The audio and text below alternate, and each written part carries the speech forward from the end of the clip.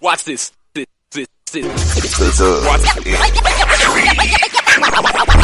Next, football talk is a big hit. Sunday nights to Wednesday nights, we striking a match cause we lit. Y'all know the name, we call it the Dub. On Friday nights, it feel like a club. Getting that VIP treatment on the sideline, they showing us love. Great interviews, go hugs, put in work, go good. Texas youth and high school talking to page on Facebook, hold up. Coach Carter still on the scene, giving advice, he do what he mean. Jay back and swaggy big, rocking the gear, it's so clean. We rise and go easy, off the easy, push easy. We messed up with our special kids, making flicks and so easy. Trying to win, we so greedy. All our fans are so needy, cause they need to hear them talk about that club. We do it for the dub. We do it for the dub. We do it for the dub. We do it for the dub. That DF dub. We do it for the dub. We do it for the dub. We do it for the dub. That DF dub. Welcome to the Dub, number one high school podcast starring Pat Oteezy, Jeremy McInnes, Whitfield Roderick, Coach Carr, and Ron Riser. Well, all right. What's happening? What's going on? Welcome to the number one talk show. Speak out. The Dub, baby. You heard it first. The Dub.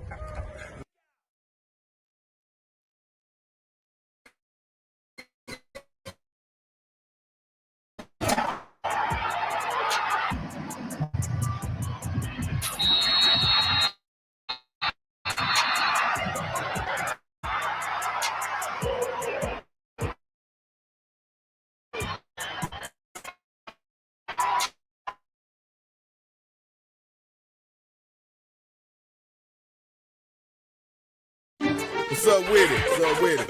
214-817-CONNECT. That's right. Unorthodox players. Got my man Twisted Black. Let them know how we do, baby. Ballin', zippin' yak, hustlin', flippin' sack, lossin', dippin' legs everywhere that we go. Ballin', zippin' yak, hustlin', flippin' sack, lossin', dippin' legs 817-214. Ballin'.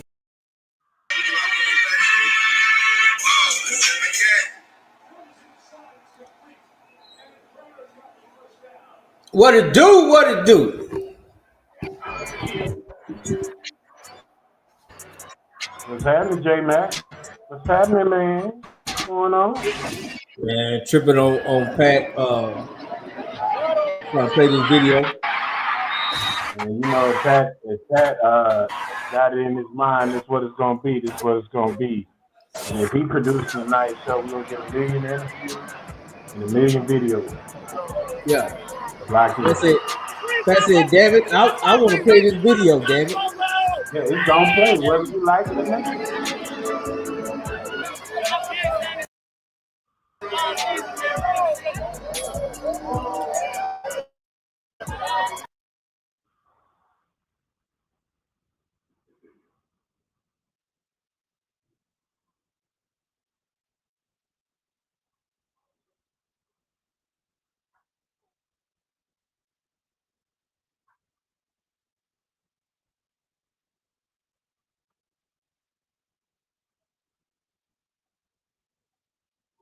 Hey, did I miss something? Is this a video playing? What happened? What are we doing?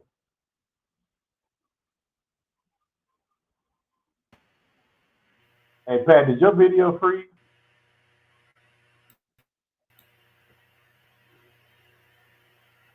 All right, we good now. Can everybody hear me? Yeah, we can hear you, dog. I think you really just want to play this video so bad. Can anybody hear me? Really hear you. All Oh, right. I'm back. Can anybody hear me? Can everybody hear me? I hear you. Can you hear me, J-Mac? I hear you, man. Can we just stop Max Prep? Because it ain't working, brother. It ain't working, man. Wrap it up, B. Everybody hear you, but they can't feel the video. I think you're going to go up to 1 gigabyte on your Wi-Fi. Or something. You out here sharing Wi-Fi with Lamar.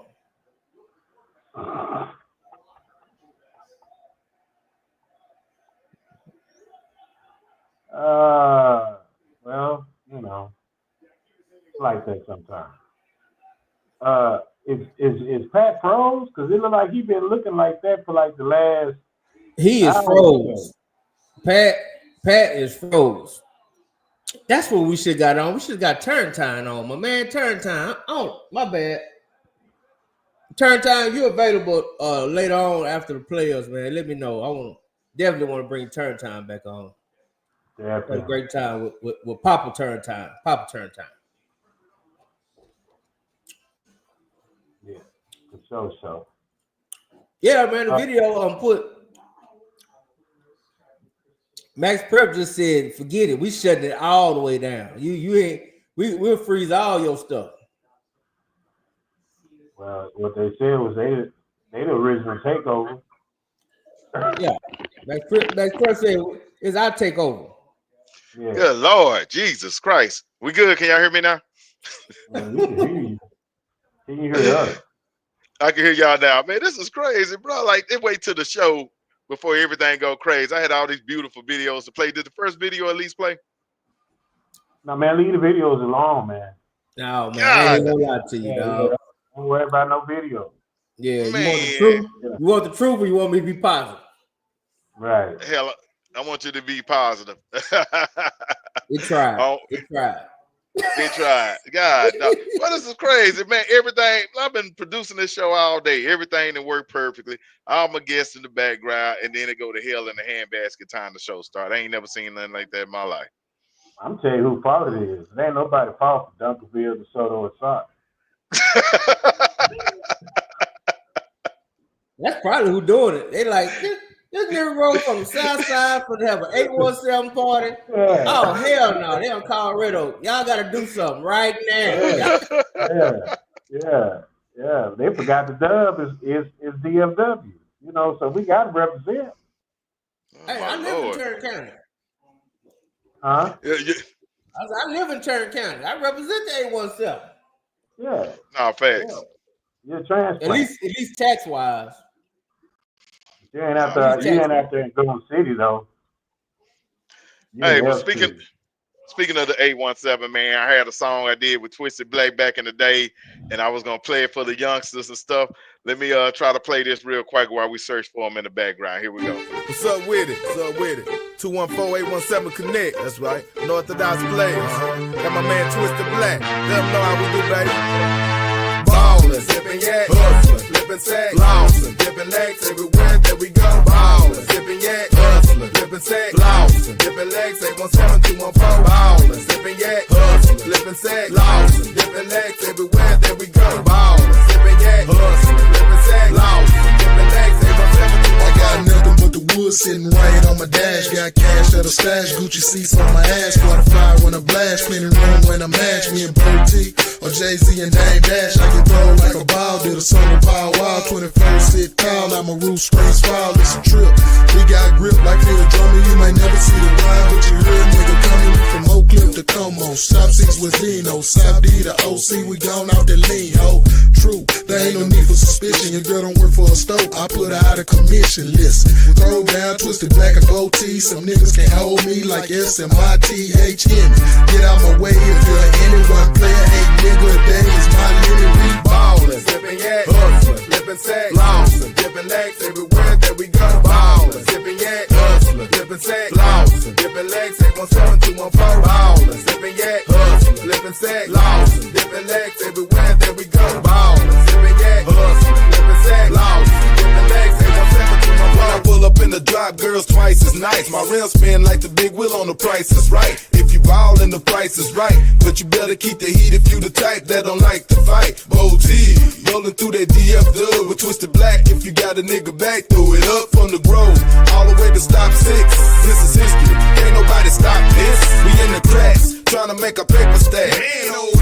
Now it's too late for that. Haters gon' hate, but don't know the deal. Grinding for them diamonds on my grill, and it will put that on my T-Jones. Talking on they TNT phone. OTZ, that's the name that's making me known. From my block to your block on the wheels that don't stop. Trunk bumping so hard, got you calling the cops to be ballin'. Zippin' yak, hustlin', flippin'. Yes, sir. Hey, we ballin'. And we got the champs in the building. I got Twisted Black first. We'll bump that later on in the show or whatever. But man, welcome to the dub. We got the champs in the building. Chris Jemison. What up? What's up? What's up? Mr. Gleason in the building. Dub salute. What up? What's the word? MVP Gleason. Yes, sir. The MVP, right. Defensive MVP in the building. Baby. That's what we talking about. Sophomore, baby. That's a way to eat. Way to eat, Big D. Way to eat, baby. For sure. And Mr. Asbury, Mr. number 0, the one that me and J Mac was tripping out on at the playoff game with. I want to know, Asbury. Asbury, do you remember, man, that game y'all played Byron Nelson? And I think I don't know if it was after a tackle or something, but you like looked over to the sideline. You was like, "I'm a fool. I'm a fool." Yeah, I do remember that. On me. I was like, say, man, y'all might not want to run his way. Hey, no, for real. Not disappoint at all. I said he cutting off. You were mute. You were mute.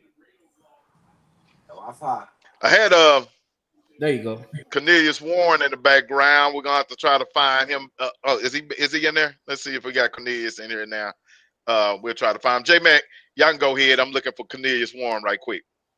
Okay. Well, number one, man, congratulations, guys. You know what I'm saying? You know how I feel to be champ. It's been a whole week. Has it been a week? It's been a week, man. How I feel, man? How you feeling a week later? Feeling good.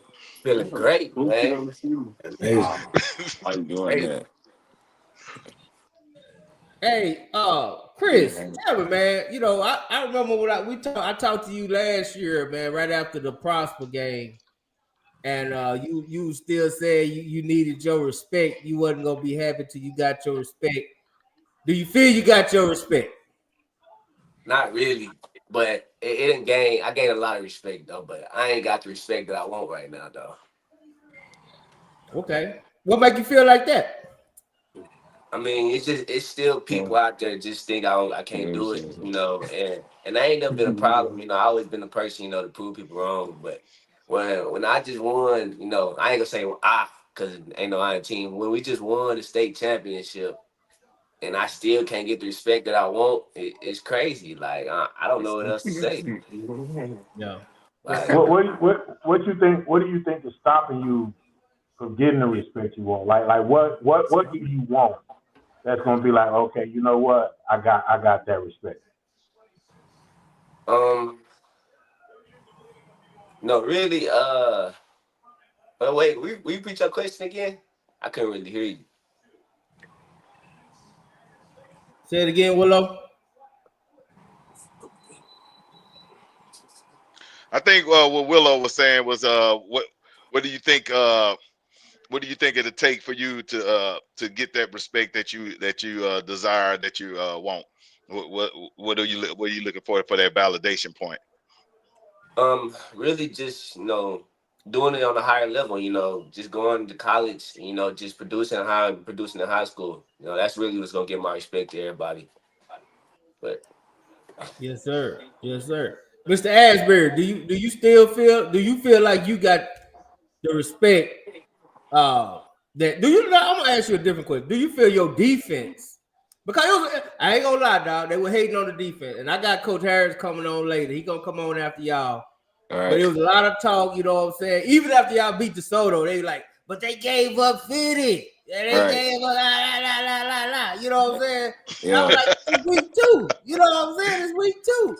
So do you feel like, you know what, y'all defense got better and better all the way up to the time to y'all pretty much, you know, just destroyed and dominated a very good Westlake team. Do you feel your defense finished the way, you know, with the respect it should get from the kind of the disrespect y'all got earlier this year? I mean, not really, because coming into that game, they still was down our defense. I don't know why. But yeah, but from that week 2 game, I'll say like we just got better every week. Just kept on grinding, kept on getting better. Cause yeah, we didn't give up a lot of points. But I mean, it's an early game. We didn't really know who it was. We wasn't getting real comfortable yet. And yeah. Is it me or do we have a bad connection?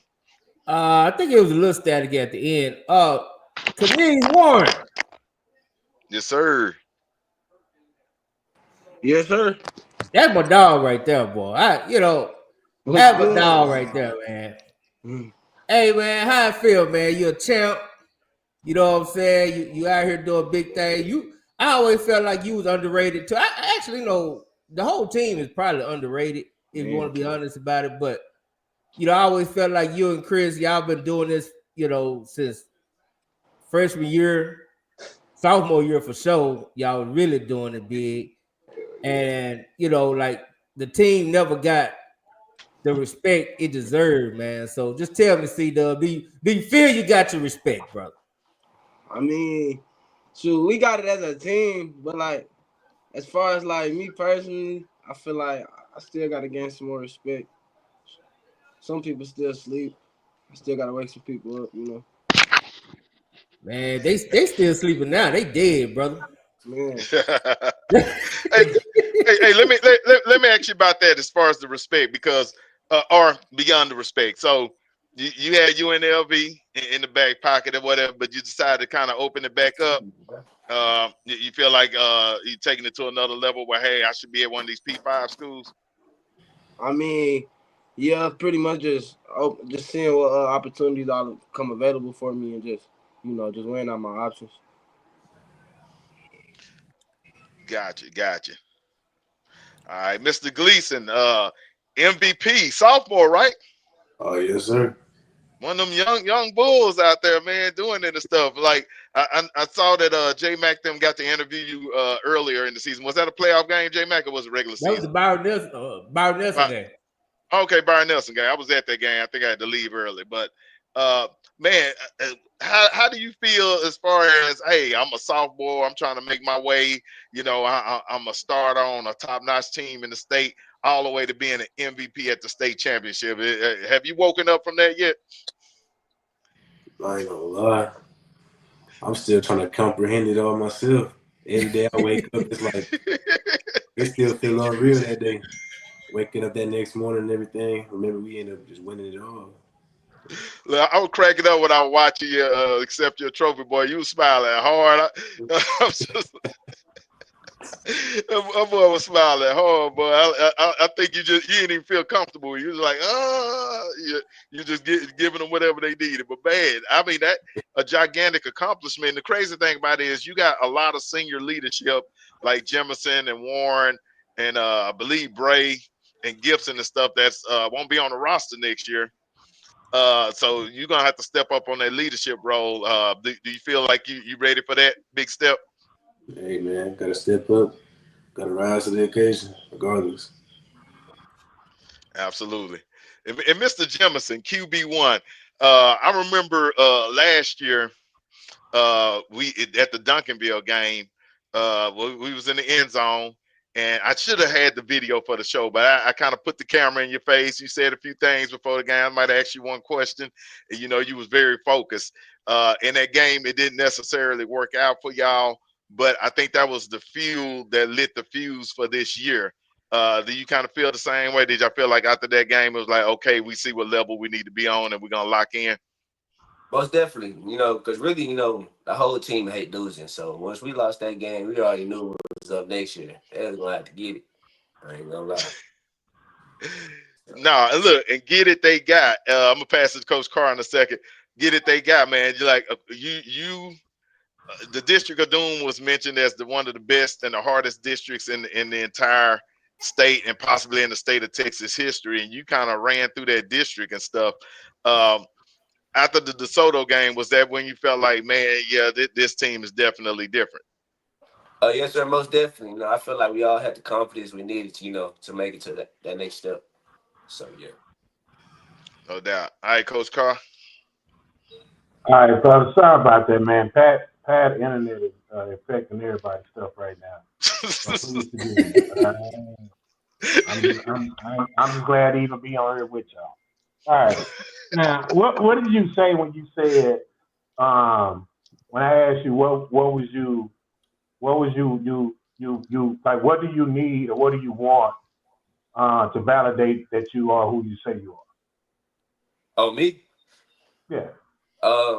Personally, I can just really put it out there like this. I don't put up the stats, for the last couple of years to show that, I should get my respect. But really, what I know is gonna need, for me getting to college, get bigger, and produce how I'm producing right now. That's the main thing. So basically, you want your respect as a quarterback. Yes, sir. Most definitely. That's what it sounds like, right? Like, with everything else being what it is, you cool with all the other stuff, but you feel like you are a Division I Sunday quarterback. Yes, sir. Most definitely. All right, so don't ever lose that though. Yes, sir. You know what I mean? Like the fact that you have doubters, man, that's a good thing. They are great. You need those. Gotta have them. That's what y'all had going into this year. Yes, sir. You know what I'm saying? That's what y'all had when y'all was sophomores. You know what I mean? Like it just didn't start. It ain't gonna stop. You don't want it to stop.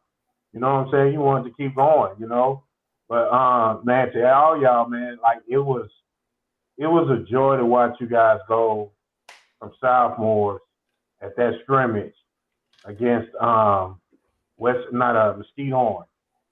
Like it was a beautiful thing to sit there and watch you guys perform at a high level, to grow. You know what I mean? From sophomores and then on top of that, you guys have had an incredible run, right? You know what I mean? Like let's just call it what it is. After, the two losses that y'all had as sophomores and juniors definitely prepared you for this year.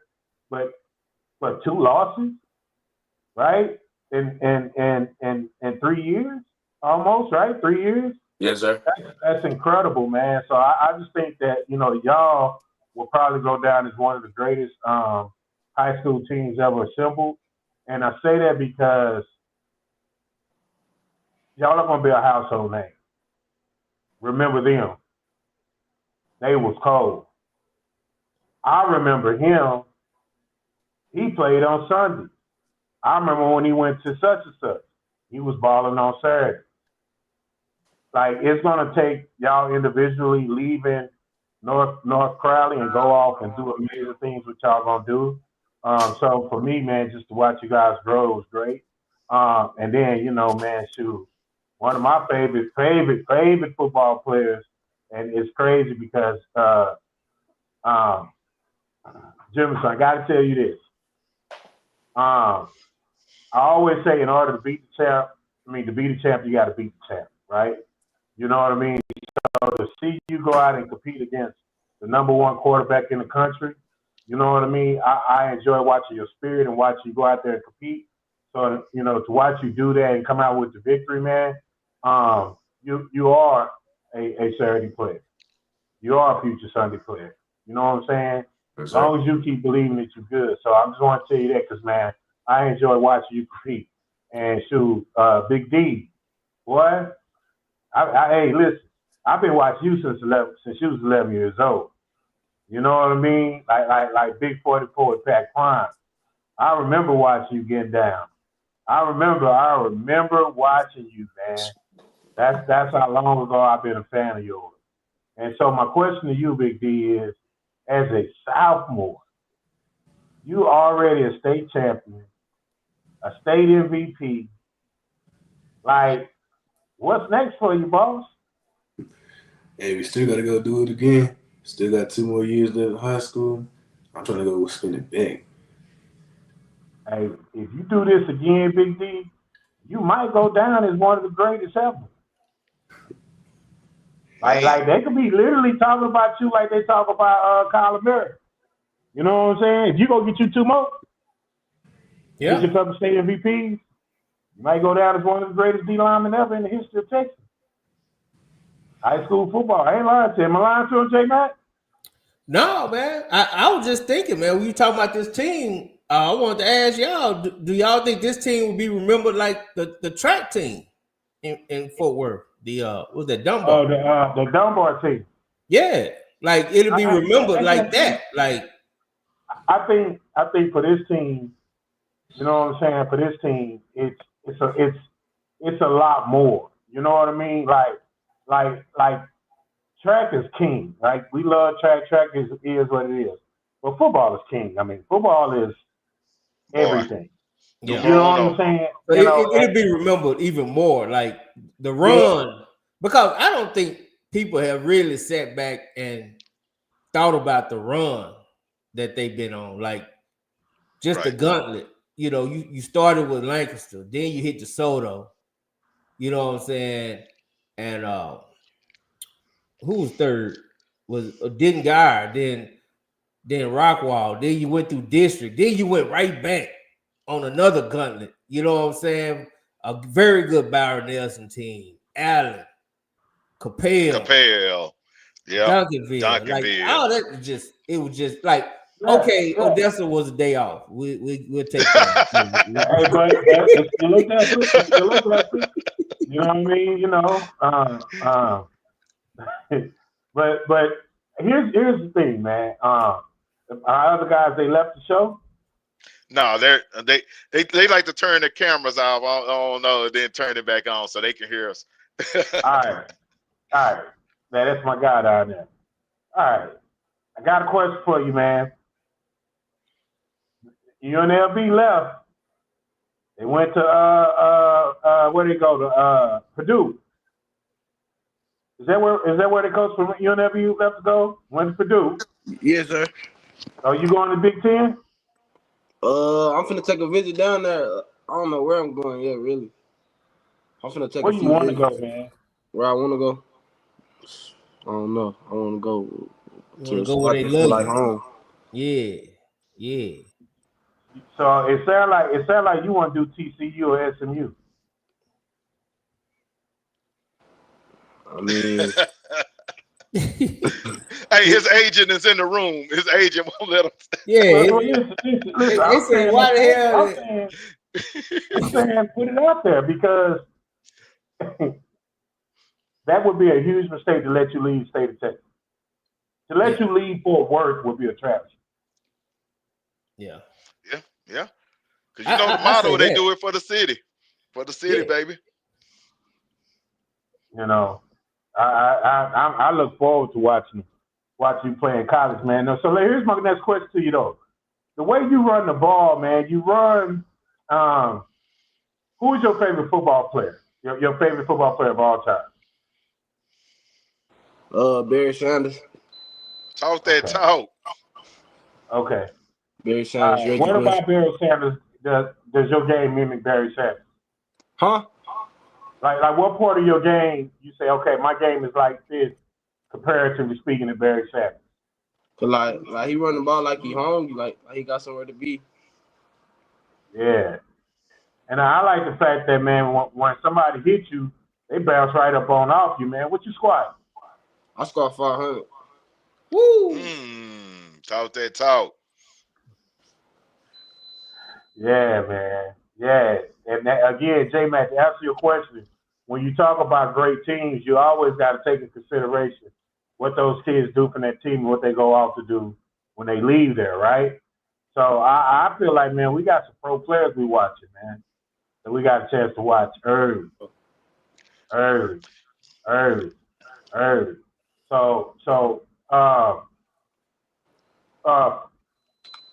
Bray, right? You 5, right? No, Bray not on. Oh, he not on? No, you got Warren Asbury, 0, the linebacker. Oh, the 0. Okay, the linebacker. Where you going, man? I don't know yet. Not right now. What you like? Say it again. What you got? What you got? I got Lamar, Mississippi Valley. I just got Towson, PV. Okay. And oh yeah, Texas A&M Commerce.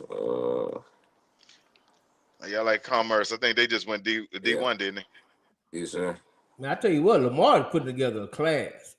That's what I was about to say, man. Lamar got to be a class. They got something down there, man. They got some big steals up in the DFW. Absolutely. So you, man. Yeah, you balled out this year, boss. I love watching you play, man. Boy, you play with so much energy, man. And you talk so much noise. I'd be like, oh, he gonna get a 15. Oh, no, yeah, oh, yeah. How many times Coach Gates got to pull you to the side and calm you down? And you said what? How many times Coach Gates got to pull you to the sideline and calm you down? Nah, only once. He don't need to. Yeah, let me know some couple of times. Okay.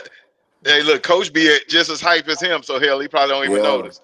But Coach turned up. Hey, let me ask y'all something. Let me ask y'all something real quick. I do have a few questions I want to throw out there real quick as well. Gibson, he's not on here. I wanted him to come on here, but I kind of felt like he embodied the attitude of the team. Like, you know, they kind of treated him like the underdog. They always say he was to this or to that, but he came out and played like an absolute dog, like Dion would say. You know, how do y'all feel about your teammate? And did he epitomize what this team was about? I feel like he stepped up to the plate. It was time.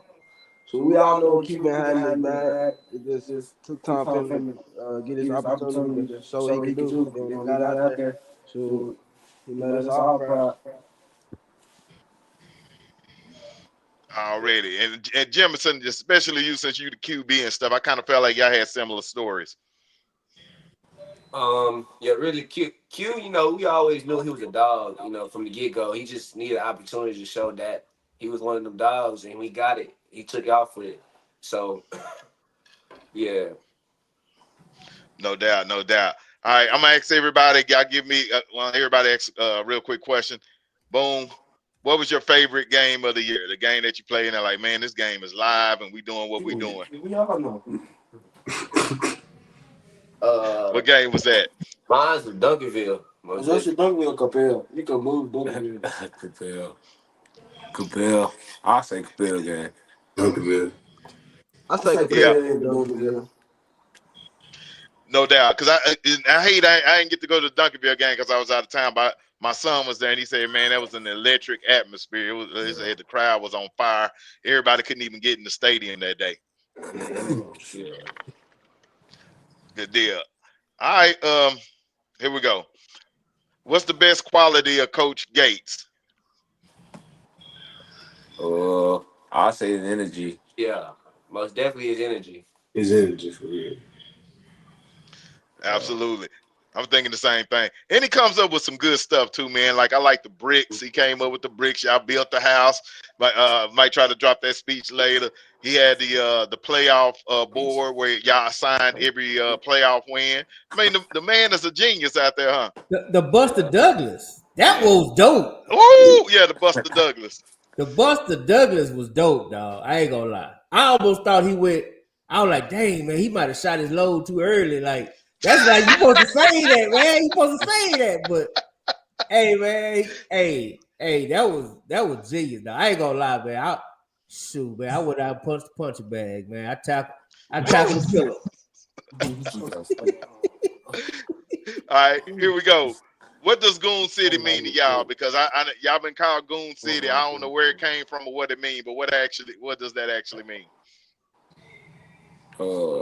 Family. Shoot. I don't know. Yeah, I mean, just like the Goons, like, you know, everybody ride with us, you know, shit. Goon City 817, man. Yeah, you know, Goon City got banned, man. That's kind of like the underground. That's like the UGK saying, you know what I'm saying? That they don't say that in public. It's dogs only in public, but you know what I'm saying? Oh, it's dogs only in public. Yeah.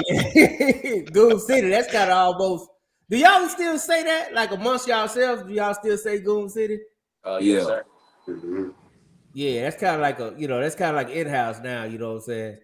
Which I love it, but I guess it's a bad PR move or something, but they went the dogs on them. Hey, so the people don't like y'all to say Boom City? No, they did. It's just we had so many sayings. It was crazy. Yeah, y'all for the city and everything else. Hey, but y'all champs now. Shoot, you say whatever you want. Yeah, you really can. Y'all getting all type of passes now.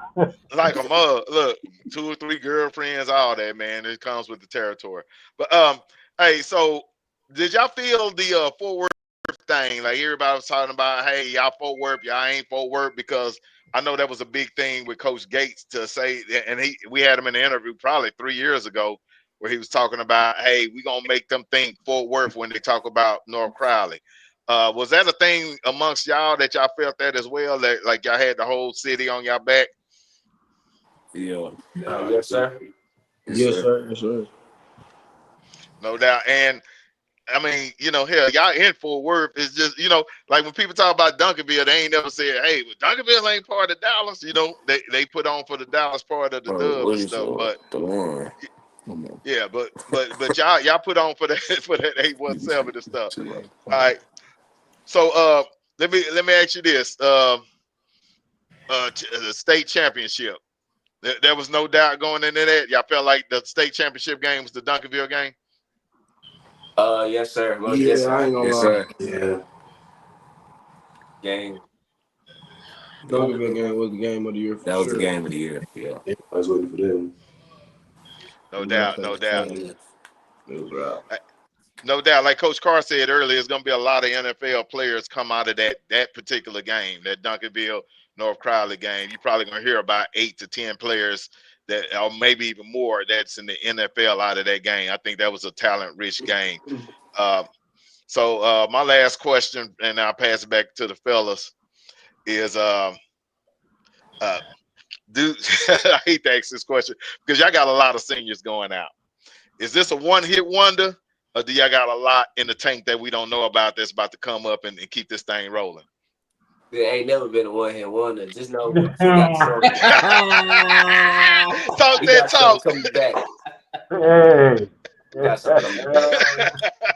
We just started. Love it. It's gonna go on and on and on. We just happy to begin, man. No doubt. And the funny thing, I said at the beginning of the playoffs, and I think I said it during the Duncanville, when we was predicting the Duncanville North Crowley game. And J-Mac, I'm gonna have to give him credit. He damn near predicted the score right to the number. I think he predicted 1 point off. But in the wrong team. Yeah, wrong team, unfortunately. But he was right on the point. And I said, and look, I'm a Duncanville alumni, so I had to go with Duncanville. But I said I could see North Crowley winning this game. I told him my feeling was if it was going to happen, it had to happen this year with this bunch because you guys are truly a special bunch. I was going to ask a question. I'm not going to ask y'all. I'll probably ask some of the fans, but I don't even know who the MVP of the team is because you guys, Jemison, Cornelius Warren, Gibson. I'm just on the offensive end. I like my cornerback, my DB Bradshaw. I think was really big for y'all in the playoffs. Like I don't know who the MVP of this game of this team is, and that's a great problem to have because y'all got so many players that can take that mantle. I mean, this is a truly special group. When y'all come back 10 years from now, and believe me, 10 years happened in about 2 years. It don't take long.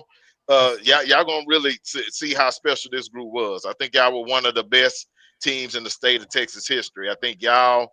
One of the Duncanville teams, one of the DeSoto teams, a couple of the Allen teams could go down as top 10 teams in state history for state, period.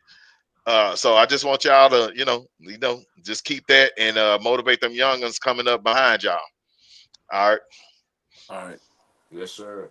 I got you. I got a question. Hey, Jim, who next up in the QB room? I know you've been mentoring, and that seems to be the question that I get everywhere I go is when we talk about North Crowley for next year and stuff like that. People saying, well, who gonna take over Jimison's spot? Because let's just be honest, we see what happened to DeSoto when their quarterback left. So I think that's a valid question. Who you on got ready? He put me in a hot seat right now. Well, then that's a good seat to be in. That means you got options. I mean, yes, sir. I can't really say who's gonna be, but I just know that the quarterbacks in that room most definitely ready for the moment. You know, I don't know who it's gonna be, but whenever the time comes, you know, either one of them gonna be ready for the moment. Oh yeah, you done raised the bar real high though, Jim. So you know what I mean, you're gonna forever be the GOAT out there, man. So all I'm gonna say to y'all, man, I don't think I gotta say before y'all go, man, is I'm extremely proud of you guys. I think you guys are lucky to have a coach like Coach Gates, that coaching staff. You know, I think everything that y'all have done, I mean, like you say, man, y'all family. And y'all don't know how much we done had to run them up with these people and these comments behind y'all the last 3 years. You know, so to see y'all finish it, man, it's very fruitful for us. It's a lot of we told y'all. You know what I'm saying? And so, again, I think, you know, as we move forward, I'm excited to see what's going on next in you guys' career. Are y'all planning on signing in February?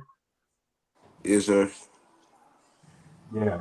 I can't wait, man. And I hope somebody at TCU and SMU, you know, North do the right Texas. thing. Don't leave them out either. Who is that in North Texas? Yeah, that was Jim going. Don't leave Jim out his going North Texas. Jim, listen. Jim going, listen. All right, that's another conversation. I'm happy for Jim. So I don't want nobody to say that I'm not. I'm with Jefferson. I would like to see him play at a high level. And I'm not saying North Texas is not a high level. I'm not saying that. I want to see him. Big stadium. Yeah. I just, it's hard to go against winners, bro. In today's game, it only take one good year. Yeah. I mean, listen. It's North Texas. Like, there's nothing wrong with North Texas. Like, go ball out. Like, I'm not saying that.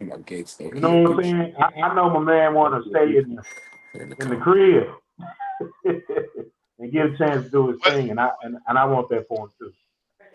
Okay. I think the biggest thing is probably in choosing that is you want to go to a school where you were guaranteed to play quarterback. Well, I mean, all my offers was at quarterback except for the school TCU. So either way, you know, any one of them schools gonna give me the opportunity to play quarterback. But I feel like UNT was the best opportunity for me. No doubt. And you know what? You reminded me of a former somebody's. I don't know who on one of them. Y'all whispering, "Hey, we can hear you."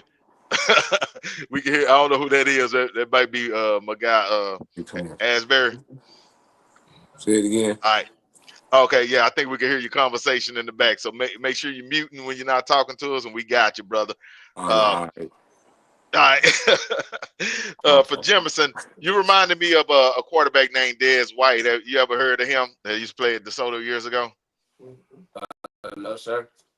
Okay, look at some video of him when you get a chance. He played with Dontre Wilson, who used to play at Ohio State. Dez White played at TCU.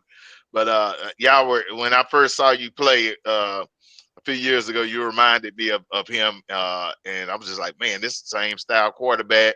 Y'all both smaller quarterbacks. And y'all both had similar, you ran the same way. I was telling people this all through the playoff run. And I'm like, he's a difference maker. I said, with the fact that he can pass and he can get out of there, he's going to be a difference maker. So I want you to go back and check out film of him. You're going to feel like you're looking in the mirror. Okay, I got you. Pat, Yes, you got sir. somebody in the background? Let me see. We may Oh, have somebody in the background. You tripping. You tripping. It's the great Coach Gates. Hey, bonjour. What up, baby? Bonjour. We 4 o'clock in the morning over here in Paris, baby. What's going on? Man.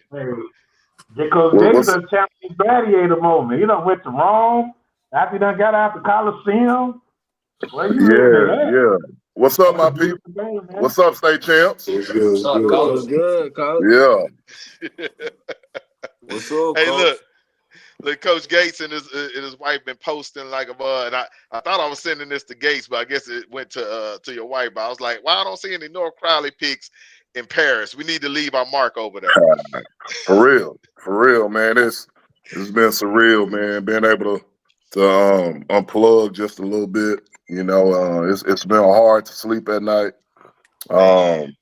Just every time I get on social media, you know, it never gets old. I see all the videos reposting. I'm so unbelievably proud of this group. You know, these seniors, they're near and dear to my heart. This was really kind of like that first group that, you know, played a lot for us as sophomores. These guys played a lot of football. You know, there's a lot of experience on that football team.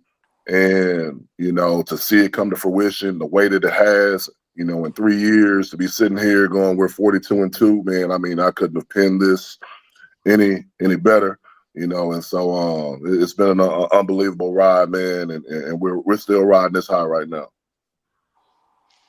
Absolutely. And I mean, just spouting out that record, I mean, you've had the best start to a career probably in Texas history. Like, you literally have lost no regular season games in your first 3 years.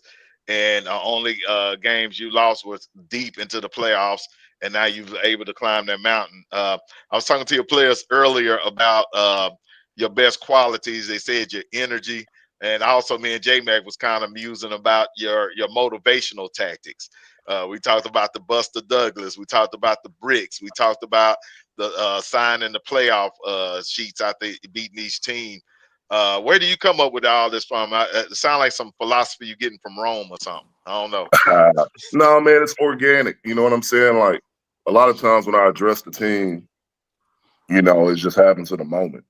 And I think when those opportunities present itself, those are the most impactful. They're the ones, you know, Buster Douglas, you know, that was something that, you know, I had kind of put pen to paper to.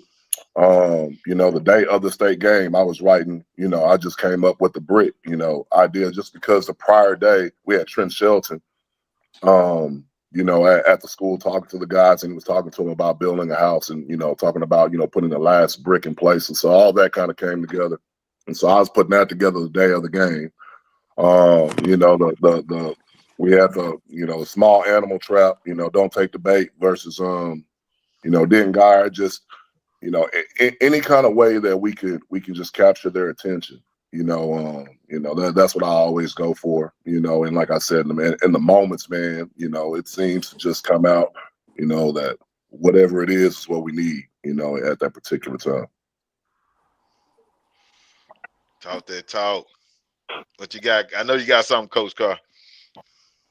Oh, yeah, no. Coach Clark. Come on, Coach Clark. Talk to him. Yeah, Coach Gates, how you doing, man? Man, I'm good. Yeah, you know, we was talking about motivation and how you motivate your kids. After a particular show, how did you motivate your kids? After what? I said, after a particular show, how did you motivate your kids? I don't know what you're talking about. What particular show? After the show where you said, Willow, I heard what you said. Oh. Man, you know, we keep receipts, man.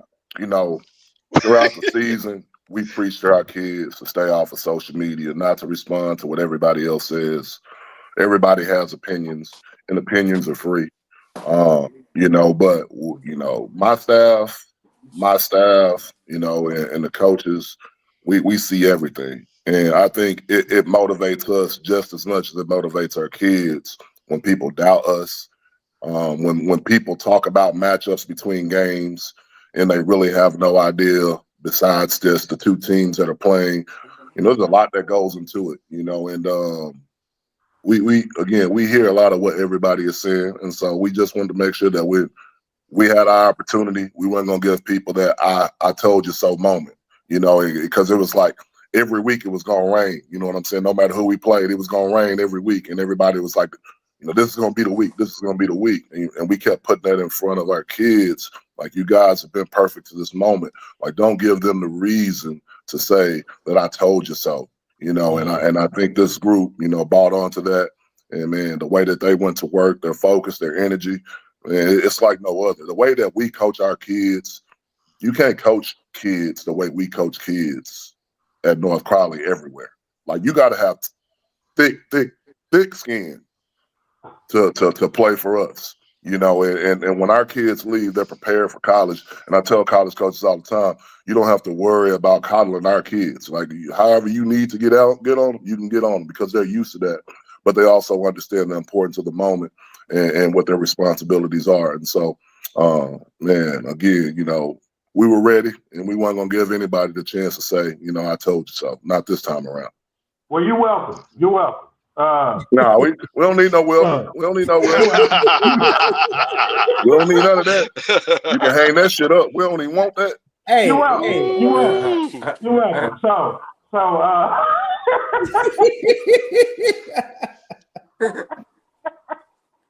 Man, I caught y'all, man. Y'all was hard on my boy Swaggy, man. Y'all were hard on him, man. See, we knew some hidden agendas going on around here, but we weren't gonna say nothing, Coach Gates. We knew once y'all connected, y'all was like, yeah. Hey, look. I'm gonna call it the Swaggy effect because he seemed to have this effect on every coach in the Metroplex. Hey, I heard a little bitterness on the show last week. I was sitting there laughing. I heard a little bitterness on it, man. No. Hey, Coach, if you know us, you just heard a whole bunch of hot side because you know we gonna get. You supposed to. That's what it's about now. Look, I'm gonna say this: Swaggy got the Swaggy effect because he'll have a shirt on with every coach in the Metroplex, and they're gonna love on him.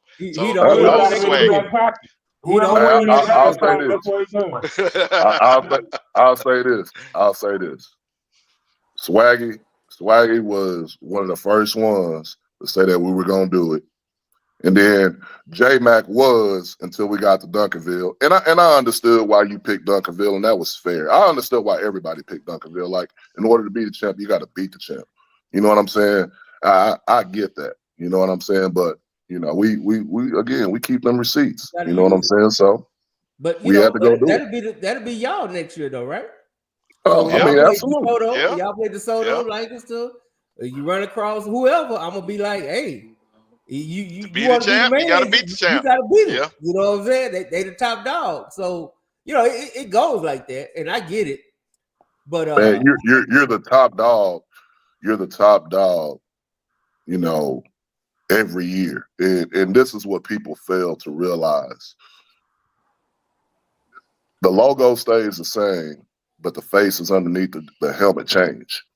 And sometimes, you know, when you have a state championship team, the team that you bring back, you know, they're not as good, or maybe they may not, you know, gel as good as they did the previous year, or maybe the ball don't bounce the way, you know, that you needed to bounce, you know, and there are several things that happen, you know what I'm saying? And so that's why I knew, like, with this group, I felt like this year, you know, in 6A alone, when you look at big school, small school, I felt like there were a lot of parity, and I felt like there were several teams that had an opportunity to play for a state championship, because I didn't feel like there wasn't as dominant of team that, you know, like the Duncanville team that we played last year was the best. That was the best football team that I've ever coached against. That was the best defense that I've ever seen in high school.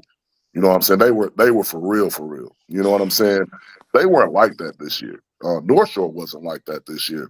And so at the beginning of the year, you know, everybody would have picked Duncanville, North Shore, rightfully so. But you saw two teams in the state championship that nobody thought it would be, you know, in it. So, you know, every year is an island that stands on its own. So next year, the team that we'll have coming back next year, my focus with them is that, you know, this isn't the group that won it.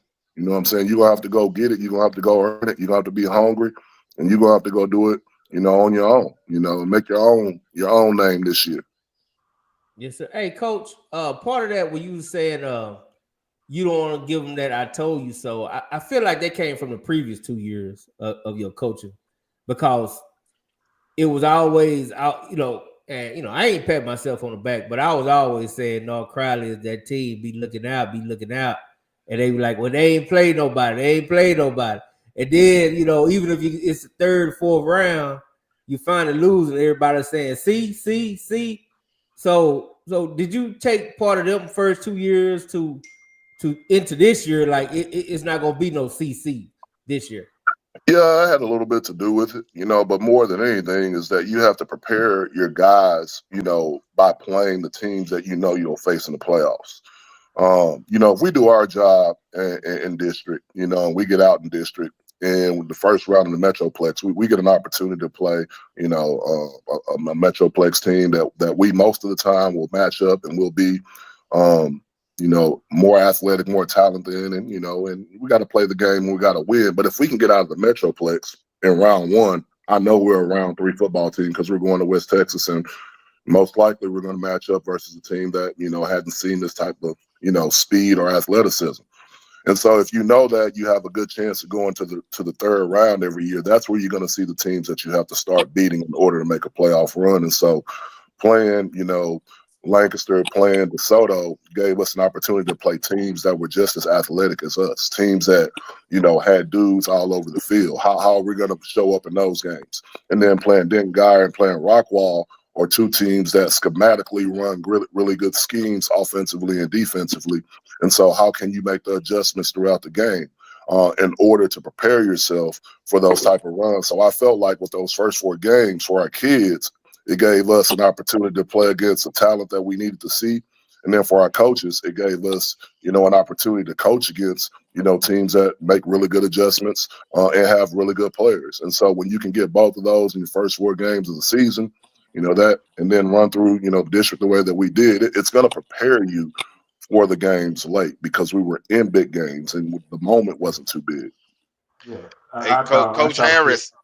I thought your preseason schedule was right on par for what you did in the playoffs. And then really, to be honest with you, your playoff schedule was rougher than your preseason schedule. Because it started getting into like traditional rich teams. You know, you beat a DeSoto, which is the defending state champion.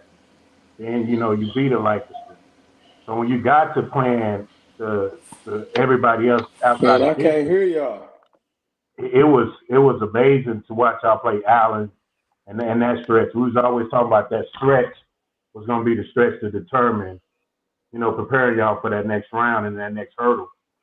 And, well, everyone that was huge. So when we get to the playoffs, we play the Byron Nelson team. We didn't play our very best game coming out of that game. They were a much worthy team. They were 8-2 at the time. You know, we go in at halftime 21-21. We come in, we make great adjustments, and we come out, we win the game 56-21. Then we go play, you know, West Texas, and we play Permian, and we pretty much have our way with them. Then we get to the third round, we play Capel, who's an undefeated football team with D1 talent all over the field, you know, and they have a big-time quarterback. And so going into that game, you know, we knew that we had to neutralize the quarterback and the 2 receivers, and we had to force them to beat us by playing, you know, left-handed. And for a half, again, it was very similar to Byron Nelson. It was 21-21 going into half, and we made some changes up front, and we were able to, you know, run away with that game in the second half. And then we go in and we play, you know, an Allen football team who we felt really good about our matchups, you know, and again, it's like boxing, styles make fights. And I thought we were a really bad matchup for them and what they posed, you know, to us, and our kids went out and played a phenomenal game in a heavy rain game. And then you get to Duncanville. And to me, Duncanville was very similar to Capel, you know, and so I thought that, you know, we had to take away the receivers as much as possible. I felt like we had to stop the quarterback and give them a light box and make them run the ball. And if they're going to run the ball, we'll make the adjustments as the game, you know, flows. But, you know, I just want to see if they were going to be, you know, consistent in their approach running the ball. And you know, they didn't, you know, and so we didn't have to worry about making the changes that we possibly thought we would in that game. And our kids, you know, were unbelievable. Made plays all game. We came out super aggressive. We onside. You know, we we go for the fake on the extra point, in which we actually got in. We're in an entire half a body, and I don't know what in the hell they're looking at, but they missed that one, and so we end up winning a really close ball game versus them. And then I thought when we got to Westlake, I felt like Westlake and Allen, I thought they were like a better version of Allen. Like what they did schematically was pretty much the same. Everything went through the quarterback, and I just felt like, we were going to be a bad matchup for them. And, we felt good about our matchups on offense when we could get in their secondary. We felt good that we can get the lanes that we needed to. And, man, it was a magical night for our offense. And Q breaking the record in the DFW area. Just one of those moments, man, that, you'll never forget. And the defense pretty much, the entire game, put a clamp on them.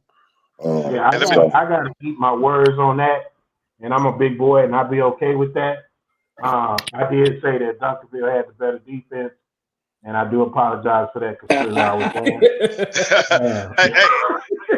hey, let me jump in real quick. One question, Pat. Okay. All right.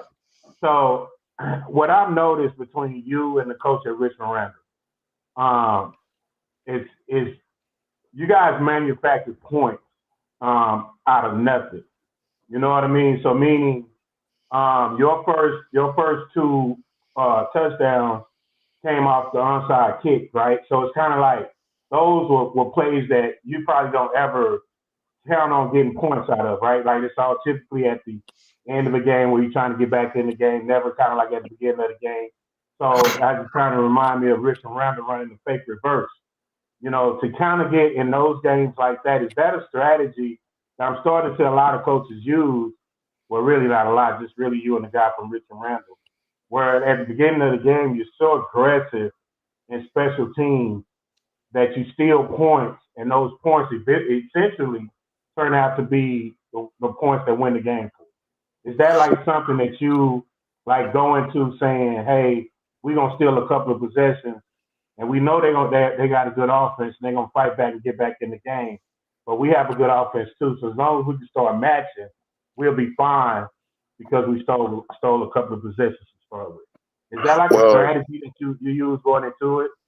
Well, I'll say two things. Number one, when it comes to special teams, I'm an old special teams coordinator. I was our special teams coordinator at Cedar Hill, and I was the defensive coordinator my last year there. But I learned a lot, whenever I, was in that position, and it's a phase that's often, undercoached. And when we go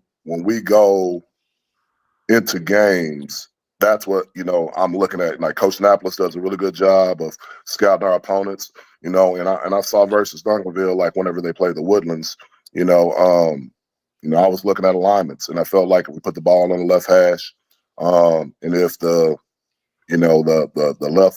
left guard, as we call him, on the front line, if he was on the hash, we had an onside that would have went to the guy outside, and they didn't have anybody behind him. So, if we get there, we get the ball. And if the guy was off the hash, the middle guy was far enough back to where we felt like, we could get enough guys to block those guys and our kicker could get the ball. And, we look for those things. I'm looking always for numbers. When you see us call like fake punts to me work when people don't expect it. You know what I mean? We're looking for the numbers. If the numbers are there, we're going to be aggressive. So when it comes to special teams, I'm always looking for an edge. If I don't feel like we have an edge, then we'll play the game the way that we would, normally play a game. And then number two, we're a huge analytics team, and so since I've been at North Crowley, we've subscribed to companies that provide us with analytics, and in-game calling, and stuff like that. And by nature, I'm pretty much a gambler anyways. But it's easy to gamble on, fourth down when you have an explosive offense. Those decisions are easier to make when your offense is really good. If you have an average or below average offense, you're not making those same type of decisions. So this year was the most aggressive that we were on fourth down. I mean, we probably punted all year long, maybe 7 times. And I think out of maybe 7 or 8 times that we went out and punt formation, we faked 3 of them and got 2 of them. So That's just kind of who we are. You know, we're going to play it by the numbers. Conventional football, most people are conventional. They'll kick the field goal, you know, because that's what you should do. But when the numbers suggest that in this situation, you should go for it, we're going for it. Because when you get to 4th down and 2, 4th down and 3, depending on who you're playing, analytics goes up to about 72 to 76% in your favor. So I'm going to play the numbers. Yeah, and you got an unbelievable defense, too. So that always helps. Together, absolutely. You know what I mean? So, you know, that's huge, too. I see you, Harris. What's up, baby? What's up, yeah, man? look, I've been trying to introduce Harris. Hey, and I can imagine this. So, Coach Harris, DC, welcome to the show. I can imagine this had to happen because one night I was standing on the sideline of a game.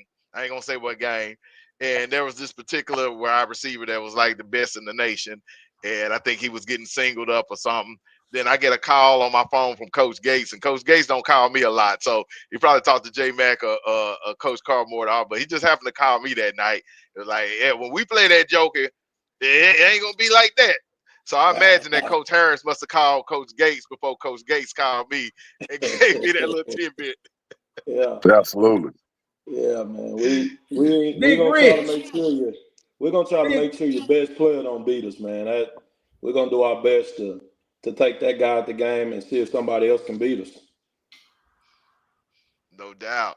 Welcome to the let me say this before y'all start asking them questions. Coach Harris and I, we go way back, man. He's like a brother to me.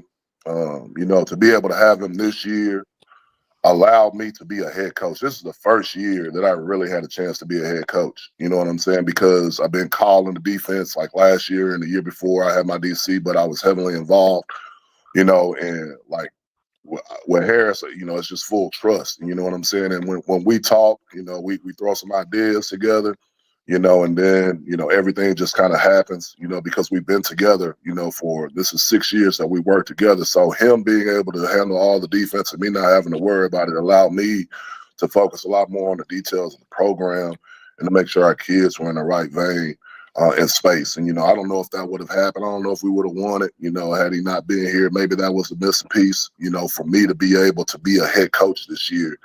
And have those guys in position to run our offensive defense. No doubt. Coach Harris, I'm gonna ask you this one question. I'll pass it on to the guys.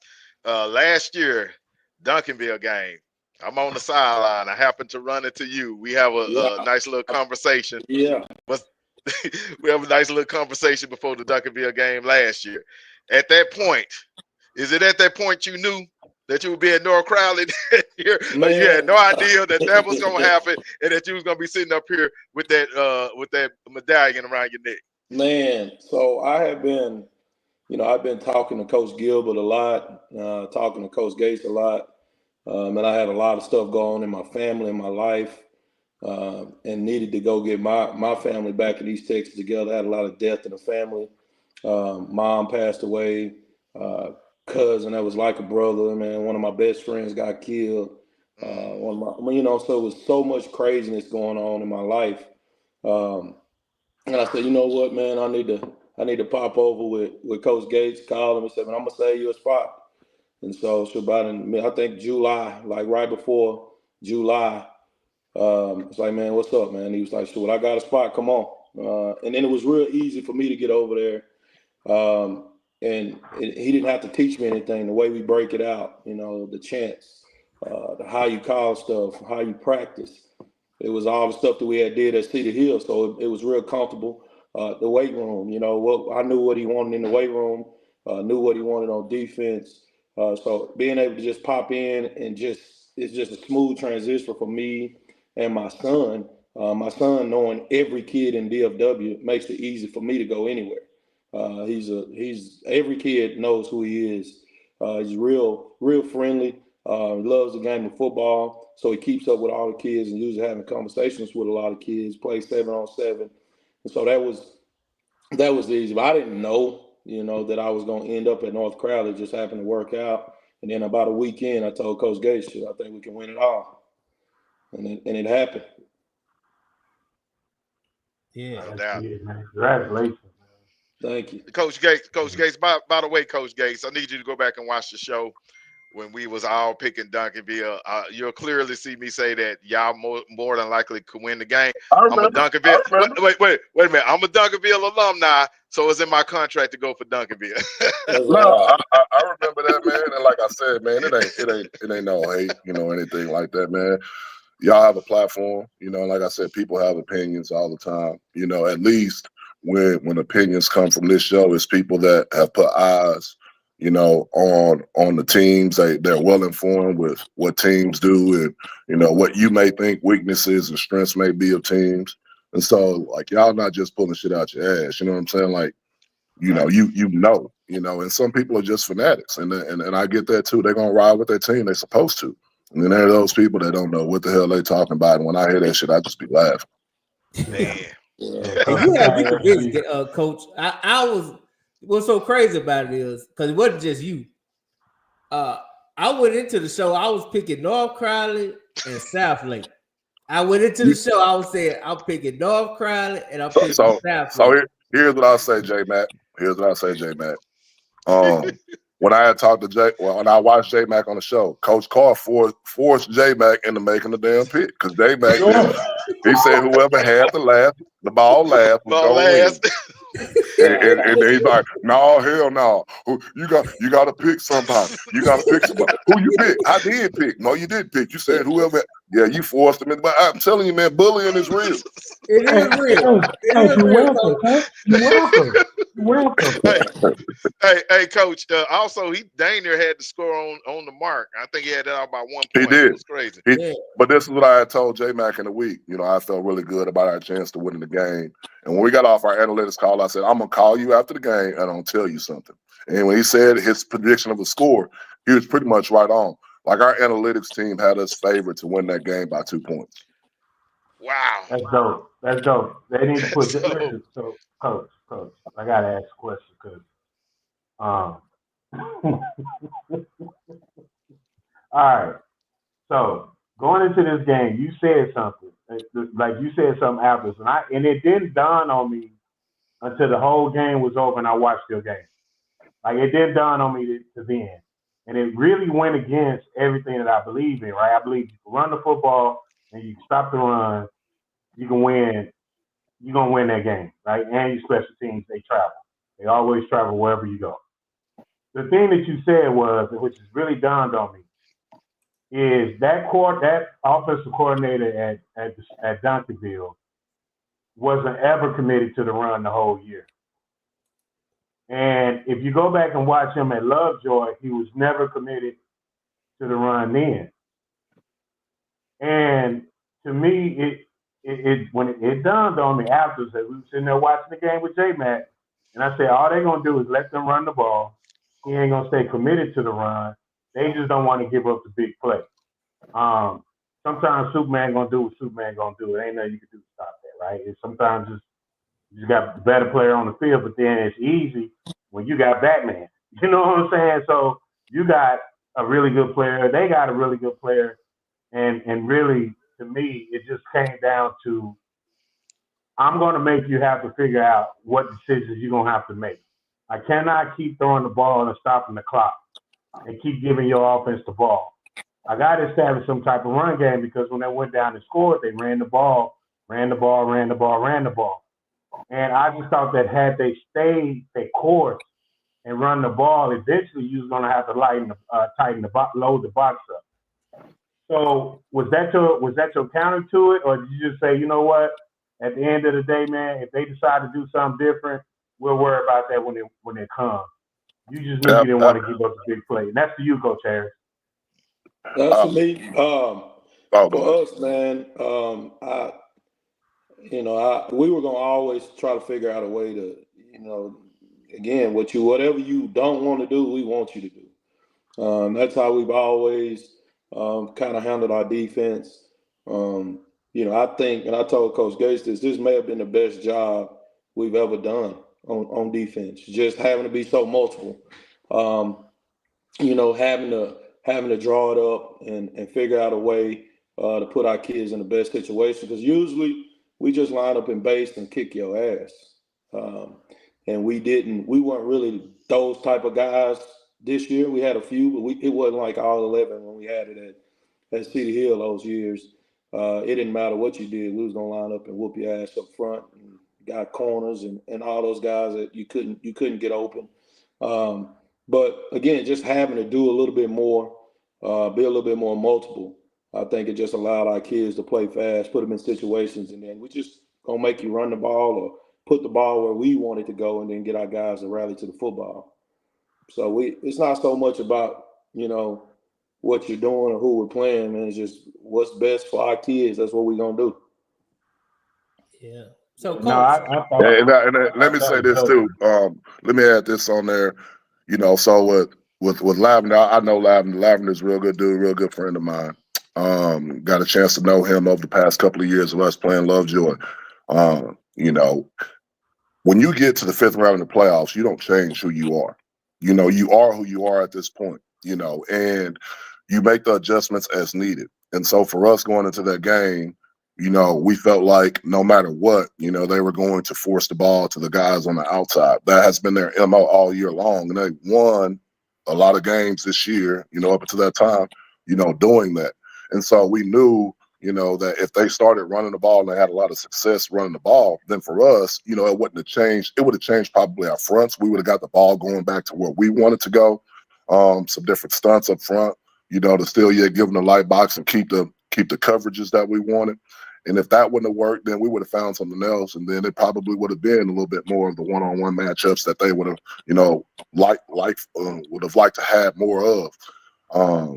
But we definitely organic. You know what I mean? Like I said, like our game plan isn't so damn set in stone that when we get in the game that we can't change it. You know what I'm saying? It's free flowing. We have a lot of answers on both sides of the ball.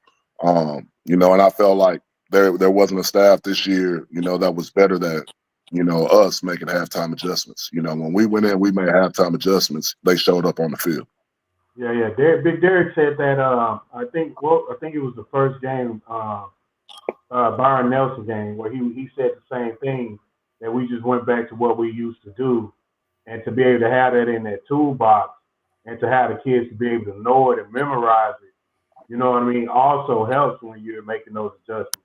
And that was one of the things that we talked about on this show a lot, is your second half adjustments on defense. How you always seems to come out of the way in the second half that you totally shut down offense, whatever they want to do, and their counter to it, right? And that's real strong. And I think that goes back to what you guys said earlier, just having that staff, and then also having familiarity with the defenses that you guys run, and be able to pull from it to fit whatever needs to be fit that day. And I think that's really dope, man. Yeah, that's y'all got me wrong, man. I was wrong, Harris. Don't hold me to it, man. I said it. I apologize. He did say, but I do got a question with that though, because I know y'all hear everything, so you definitely heard all the criticism, especially coming out of the DeSoto win. I don't think I ever seen a win that got that much criticism. Even though it was a great victory. It was like, North Crowley won, but they gave up 50, but they scored 52. Yeah. So what we talking about? But J Mac, and we didn't know. I didn't know completely. It wasn't 100%. I really didn't know how good the quarterback was. He was better than I thought. And then we had some little tweaks that we needed to get cleaned up. And I'm glad it happened, and I'm glad we won. We had some stuff. They really allowed us to clean up a lot of stuff, that miscues, signals, all that stuff that we need to get cleaned up. And so if it doesn't happen like that, we get beat by Duncanville because we don't make those adjustments. I don't find out that something may be a little bit different than what I called it or what I've done. So being able to do those things, but man, you go back and look at that game, we had them in so many fourth downs and we didn't win them.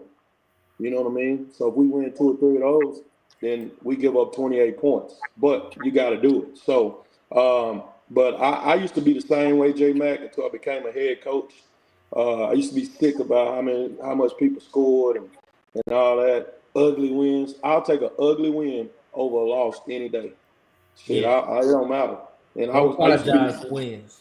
Yeah, Coach Gates them used to joke and talk crazy and laugh at me. They said, "Coach, we gonna win a state championship, and you gonna be fussing."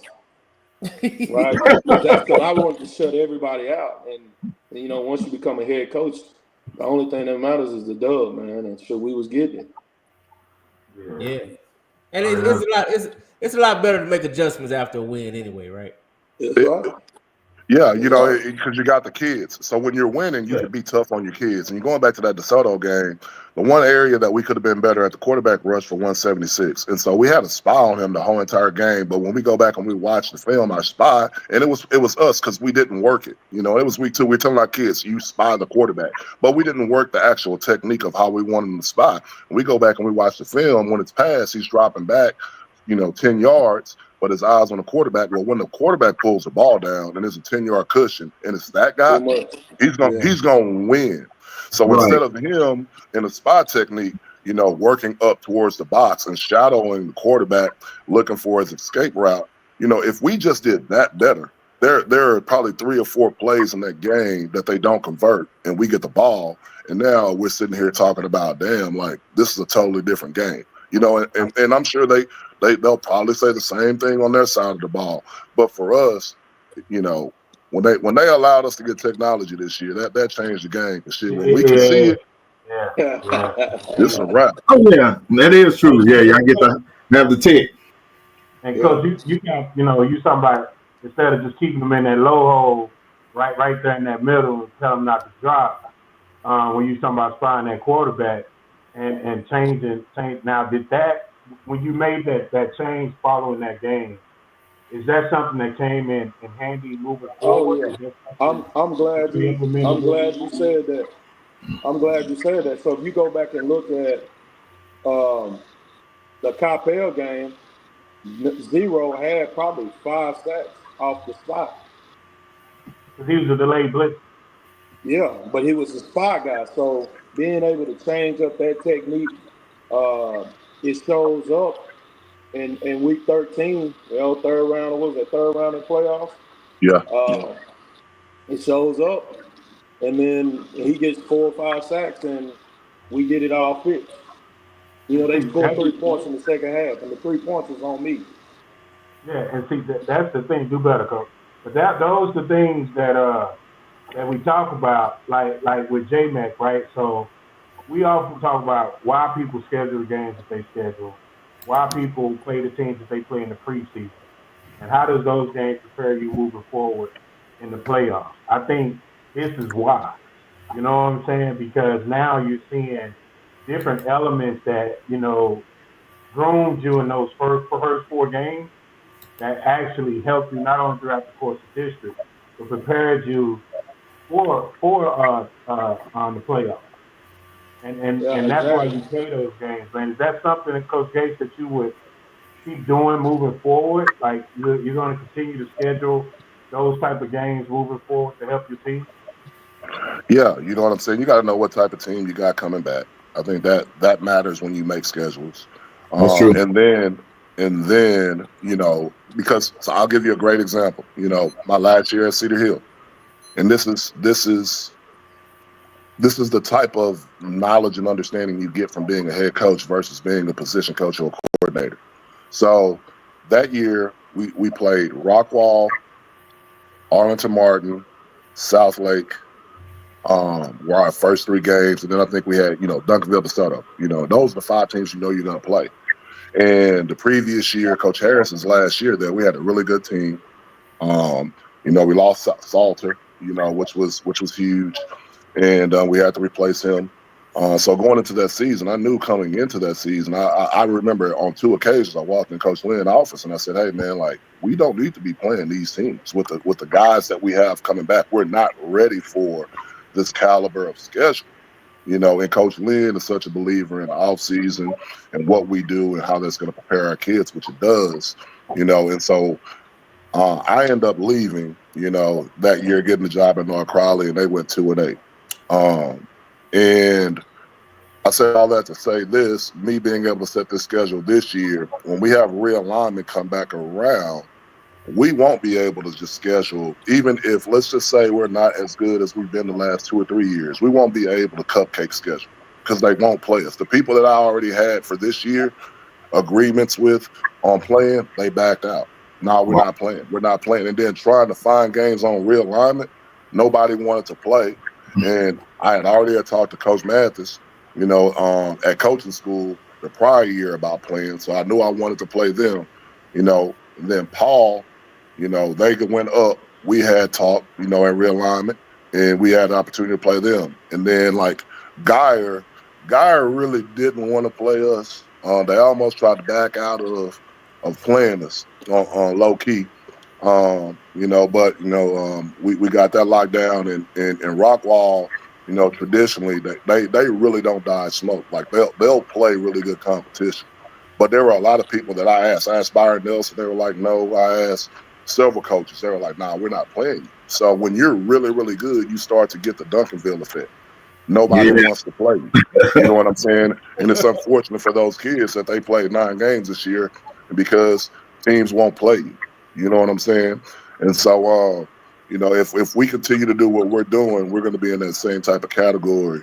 And we're going to be playing, probably more of a national schedule. You know what I'm saying? So. Hey, welcome to the championship. Hey, welcome to the upper room. That's what I call it. Hey, Singleville will schedule you. I want you, Coach Carr. Yeah, man. Bring them girls on, man. Coach, I'm playing football. Bring them girls on.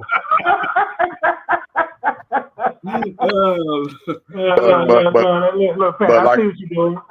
But like I was saying, and I want to tie these 2 points together.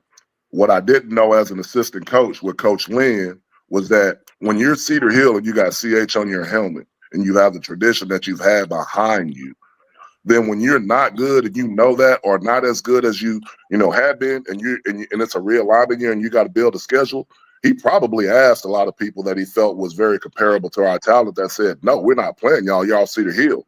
And he goes, well, we're not that good this year. I mean, we're going to be a competitive football team, but we're not like we've been over the past 2 or 3 years. Coach is like, man, I ain't trying to hear that y'all Cedar Hill. And it might be the truth. They don't want to play you. So you have to schedule up. And that's what happens in those type of situations. So again, that was a feather in my hat and a moment of understanding, in this year making the schedule. Yeah, we're not prepared to pay you this year, Coach. So don't worry about it. But I'll give Coach Booker your number. See what happens.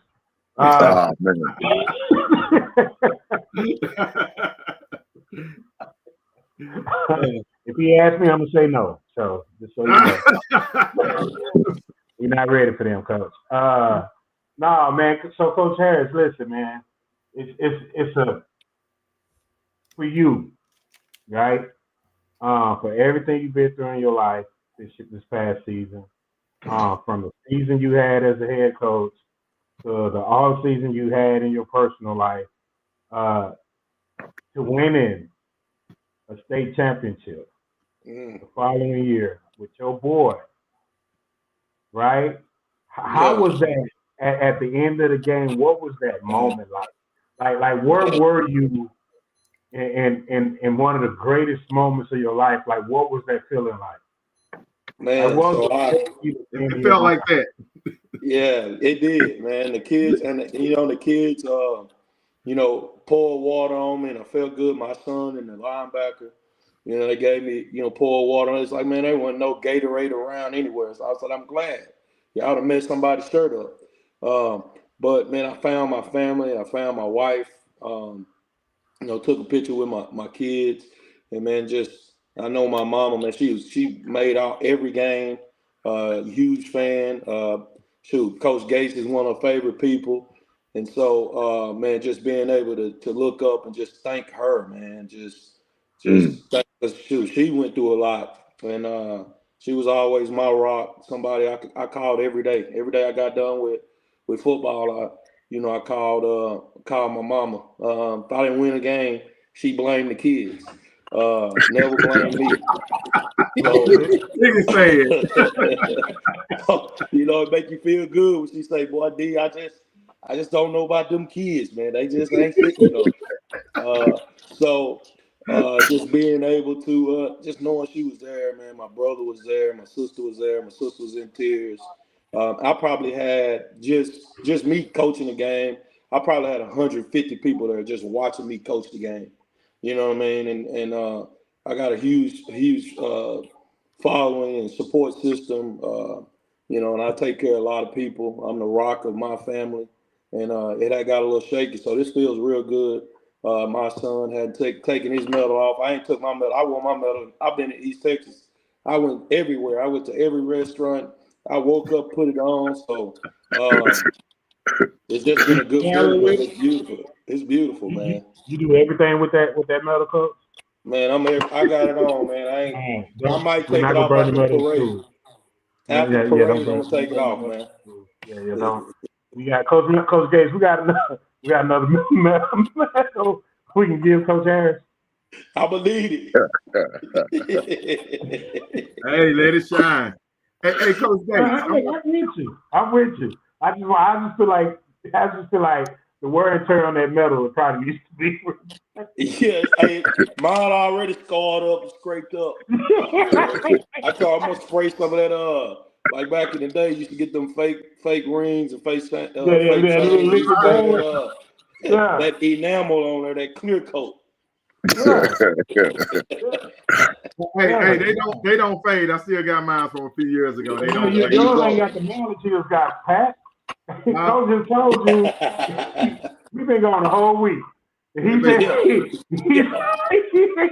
it off. He done been to East Texas. He done barbecued in it. He done went to every restaurant. You got a whole meal on it. Everything. Spill Kool-Aid on it. Man, right. Hey, Coach Gates, I know one theme that you was hitting on ever since you came to the Funk was the fact that when they talked about North Crowley, that it's supposed to be 817. It's for the city or whatever. We know that in the beginning that people are all over the place. We even had a show about this, about North Crowley being Fort Worth and representing the city. I don't know the history or what the history was about it. I know it was a lot of talk like, hey, but they ain't this and they ain't that. And in my opinion, being outside, I felt like, hey, the address is in Fort Worth. That's 817 because when you look at Duncanville, they don't say it ain't Dallas. You know what I'm saying? So what was the whole, you felt like you finally got that galvanization because man, every game we went to the Capel game, standing room only. It was another game, standing room, the Duncanville game. They couldn't even get in the game. It was ridiculous. So, how was you able to galvanize the whole city and do it for the city and get everybody to buy in? Because you got the whole city to buy in. Man, branding is important. You know what I'm saying? Like when you build a brand, it has to mean something. I'm here, in Paris, and we go down certain avenues and you see all these stores and you recognize the name because of the branding and the product that you were able to build. And so when you're thinking about all those things and what you wanted to bring, to me, the first thing, with us especially, our people, is that we're super proud of where we're from. You know what I'm saying? And so how could we capture where we're from and incorporate, the whole entire city? Oh, okay, 817. We just gonna say straight up, we're gonna put on for the city. You know what I'm saying? Like that in the beginning, it probably ruffled some feathers, but it didn't ruffle as many feathers as the supporters that we had. You know what I'm saying? And it always seems like the people that speak out the loudest, are the minority. And it kind of drowns out the majority of people that support you. And then we get to this place to where we are and you look up in the stands and you see all these people, you're like, man, it's unbelievable. And that really came full circle for me last year when we played Duncanville and 817 showed up the way they did. And when you can get the 817 family to stamp approval on it, being Coach Anthony Chris, then I don't care what nobody else says. You know what I'm saying? Coach Chris says 817. Damn it, it's 817. And nobody got more pull in Fort Worth than the Chris family. They've been running, ODY for what, 60, 70 years. Right. You know what I'm saying? And so to see, him smile, because a lot of, players that he coached 20 years ago, I'm coaching their kids. Yeah. And so it's all full circle for him. And he told me straight up, he said, Gates, he said, the people in Fort Worth, they're hungry. He said, if you give them something to support, they will support you. People say Fort Worth don't travel. We ain't got nothing to travel to. You give them something and they're going to show up in a big way. And that's what happened. Let me follow up with that. So, I run a league called the Big U Sports League. And I got a team in the league called Texas State Warriors. And, I mean, y'all had such an impression on the city that KD, I saw it. You saw. I was gonna ask you, did you see it? I saw it. He put 7 on the helmet, like he mimicked what y'all did, and he brought that to our league. And he has that same energy that you do. The organization has the same energy. They travel well. Like all the teams in Fort Worth that's in our league, they travel well. They support. But it was amazing because I talked to KD about that, and he was just like, yeah, man. He said, man, I was so motivated. He said, I got to walk out the tunnel with North Crowley, man, and my kids was just big-eyed and just excited. And this is all before the state title. You know what I'm saying? This is before y'all even won the state title. So for us, we do like a youth day, and we have like all our middle schools and all our youth come to a game. It was a Den-Geyer game. When you want to talk about support, when you look up and you have 500 kids, football players, cheerleaders, your middle school, youth leagues, everybody show up, 12, 13 teams show up. Like it's crazy. And we treat it like it's a college recruit. They come to our stadium. We have a big tailgate in the parking lot for them. So we're gonna feed them. And then when they enter in the stadium, we're gonna give them a lanyard with a field pass on it, like they're on a college, visit. We're gonna take them in to the locker room, pregame as the kids are getting ready to see what that's like. And then they stand out there on the sideline and watch us warm up. And then when we come out and we run through the tunnel, every kid run through the tunnel. And it might take us 3 or 4 minutes to get everybody out and off the field. But for that, for them, that's a moment that they'll forever remember. And they'll remember watching these guys and being part of this state championship run. And hopefully, these kids will be coming, to 817. Yeah. Right. It's amazing. A beautiful thing, too. It is. I've seen it. Amazing. All right, J-Mac. Hey, no, man. I'm happy, man. I'm happy for you guys. Coach Big Wrench, fell off. He started telling me towards the playoff, he got the big wrench, he's shutting water off. I always thought that was dope, man. But to be honest, Coach, I know you said you still kind of living the dream, man. I was looking at one of your post-celebration pics, man, and I always like to put myself in the other person's shoes, and trying to put myself in your shoes at that moment, it almost like it's too surreal. Like I can imagine like it hasn't sunk in just yet. You know what I mean? Like like do you find yourself just waking up like, man, you know what I'm saying? I'm a champ. Yeah, man. You go your whole entire life in this profession, and there's a good chance that a large portion of coaches will never get an opportunity to experience, not necessarily winning the state championship, but just making it to the game, playing in it, being in that atmosphere, and for me, this is year 19. I started out, I coached 3 years in college. Then I got into high school. So this has been year 15 for me in high school, something like that. And so we made it to the state game in 2020. And it was the COVID year. And I felt like I felt like, you know, as awesome as it was to make it there, I felt like, man, this really, like, COVID robbed our kids, our coaches, of the real experience of what the state championship game was like, because the stadium was half empty. You could only have you have to have like 4 or 5, you know, seats that were separate. It was every other row. So it just didn't feel, you didn't get the real feel. And you leave that game losing going, man, I don't know if you'll, you know, ever get back. And, you know, as hard as it was to get back and type of players we had, you know, and so to be back 4 years later and to draw off of that moment, and to go through and capitalize the way that we did in 40,000 people in the stadium, man, it was unbelievable, man. And so, you know, I've been trying to disconnect and not think about it as much, but probably for the first 4 or 5 days I was over here, man, and when I lay down at night, all in my mind was just football, just surreal. Yeah, I was talking to somebody about this the other day. Coach Gates, me, Coach Kelly, Coach I. Coach I wasn't with us.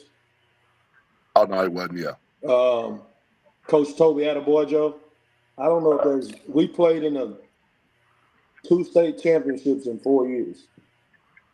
And that's crazy to even think about. Like just the amount of games and getting to a state championship in 4, it's amazing, man. So the moment wasn't too big for us. And I think that was even big when we played Dunk this year and DeSoto this year and Capel and Garlic.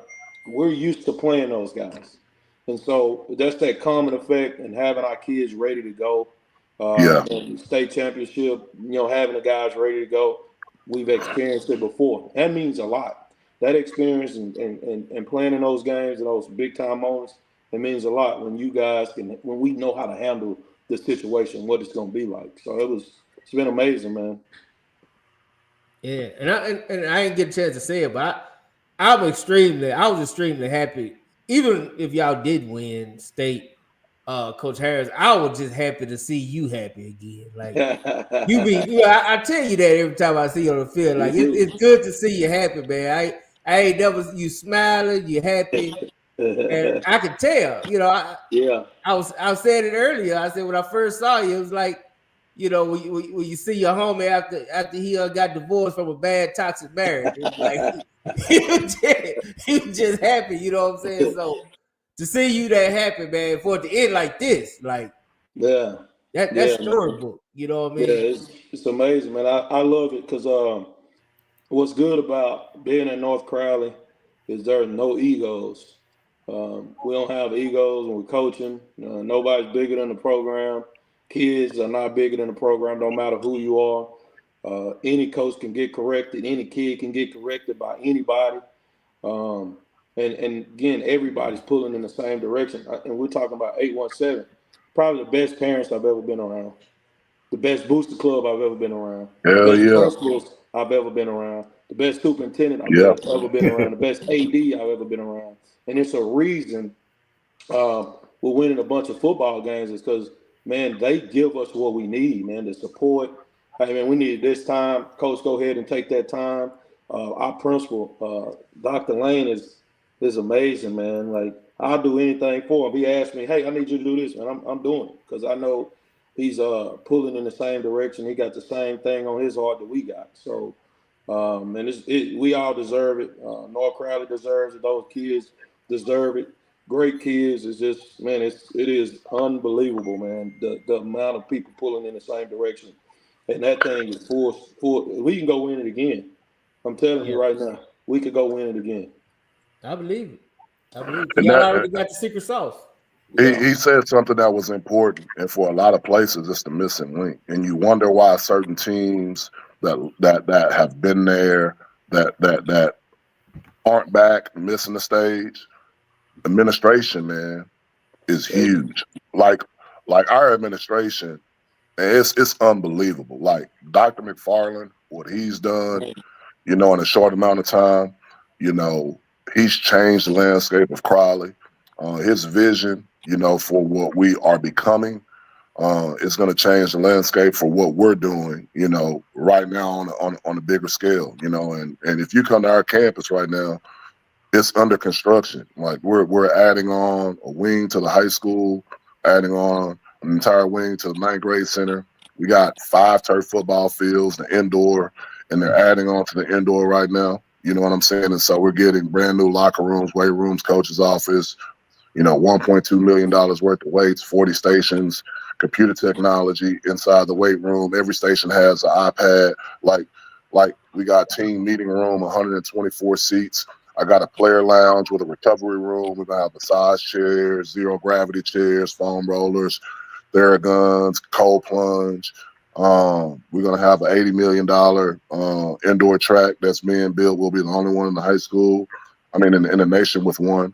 Man, it's crazy. So when all this like gets done and you come to our campus, you're gonna be blown away facility wise, because nobody in 817 will have the facilities that we have, and they don't have the growth that we have. Crowley is the #1 fastest growing city in the southern sector of the Metroplex, and we have 20,000 brand new lots of homes coming to Crowley right now.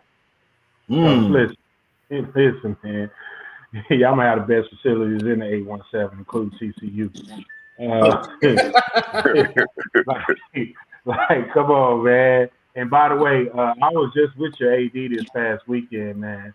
And he was telling me a lot of stuff that y'all got going on, man. It's a great day, man. It really is a great day to be in Crowley ISD, man. You know, and I think the thing that I think is really cool about it is not just limited to North Crowley. Like, it's literally Crowley ISD. Yeah. The way that y'all move, you know what I'm saying? Y'all move as well. Even though it's 2 different teams, you know. And I think that's dope. And I think that, you know, the fact that both of you guys coached under Coach Lynn, and to even see the success that he had this year, getting to round 3, I thought that was huge for them. And so I'm excited, man. Coach Gates, check your inbox. All right. Coach Lynn is the GOAT, man. He can when you talk about running a program, and just me at Mesquite, we went from about 70 kids to about 300, organized, efficient, detailed up, strong.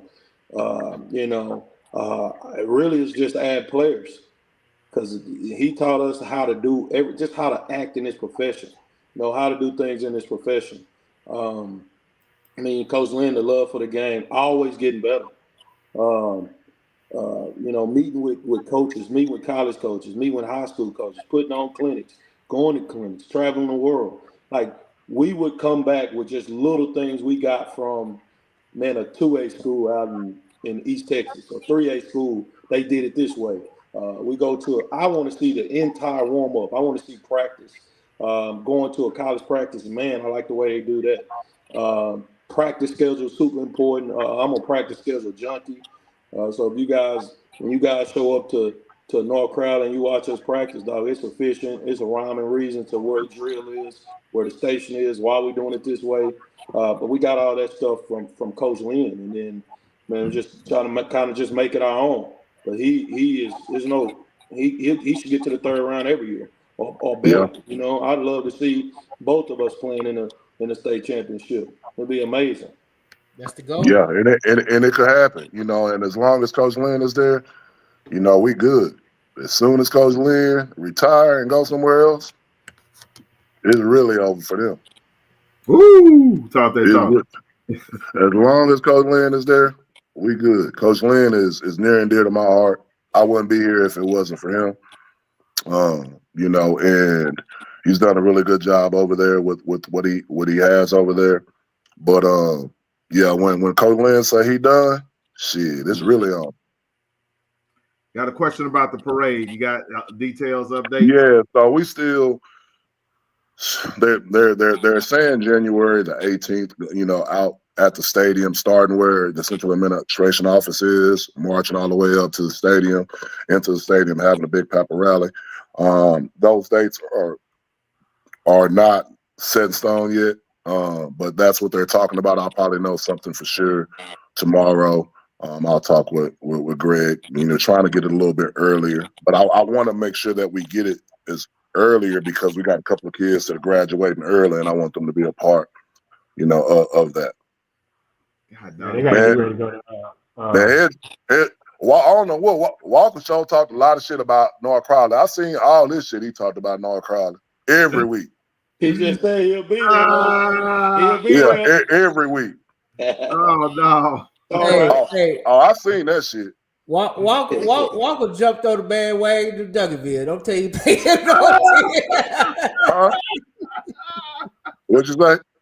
I said he jumped on the Douglasville bandwagon. Don't pay that no attention. He gonna be don't be surprised to see him in some blue and black. He talking about I'll be there. Yeah, he talked a whole bunch of shit. He really had me hot. Yeah, he get under your skin. That's when I say I keep receipts. I keep receipts. A lot of it was for him. So when you said Coach Carr, appreciate it. That Walker, appreciate you, bro. Like for real, for real. Hey, you gonna be in the speech when Coach gives a speech at Yeah, man. I got a medal for you. Yeah. Listen, hey, you need him, Coach. You need him. Hey, Michael Jordan said it could be a guy that he don't know nothing. He just don't like the way he walks. He said that'd be enough fuel for him to go put 50 on him. Hey, that's me, man. I'm finding something every week to get mad about a coach.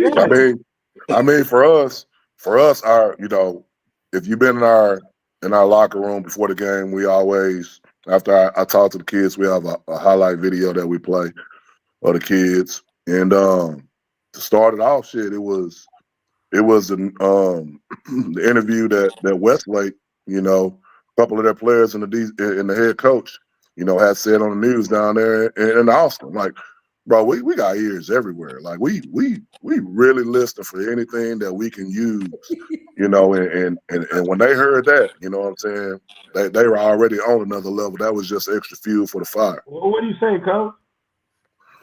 You know, he's a defensive guru out there, you know, and they play people like us, you know, and they were gonna be ready for the challenge. Their kids thought that we were, you know, all we could do is, you know, play in space, you know, and you know, that type of stuff. They felt real good about coming into Fort Worth. I mean, you know, DFW, you know, winning that game. And they did, Coach. Some other black kids running around. Yeah, you know the typical stuff. And no real structure. Yeah, the typical stuff. You watch North Crowley. We coached up. Yeah, that's coded language. We know what that coded language is. Well, they know, but you know, sometimes, man, you can think you can think you got it until it's in front of you. Like Mike Tyson say, you know, everybody got a plan till you get hit in the mouth. Yeah, and they playing it because I remember Riley. Remember when we talked to Riley Dodge, he said he saw the Westlake coaches when they was going out, and they felt good. That they felt good all the way up to kickoff. So their knees got wobbly. But as you when should. the knees got wobbly, J Mac, it's another. Wait a minute, I can't feel my feet.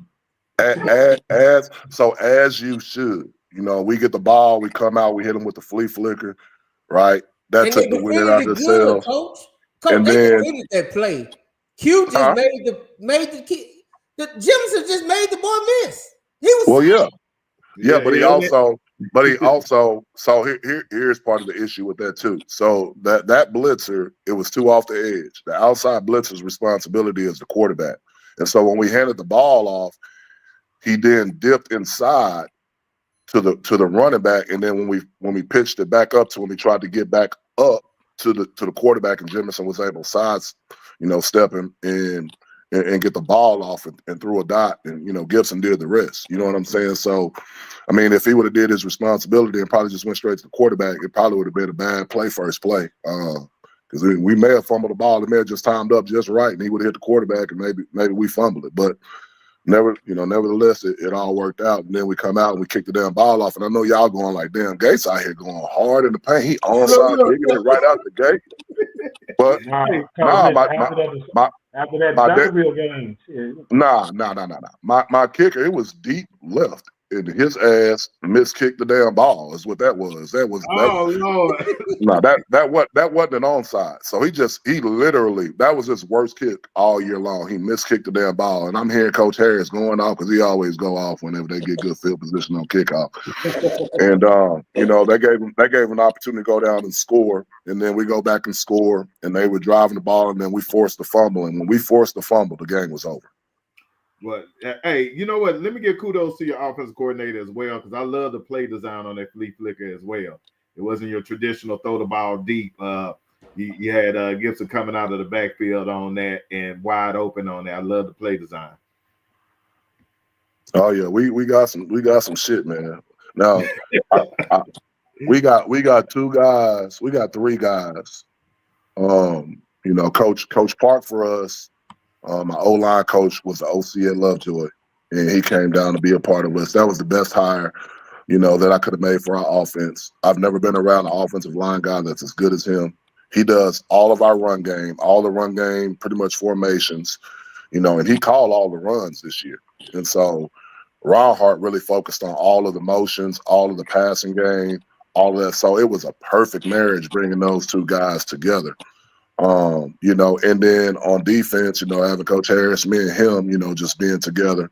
Now, when you put these guys together, you're not gonna find anybody that watches more film than this staff. Like Ron Hart doesn't have any classes, so he watches 10 hours of film, you know, a day.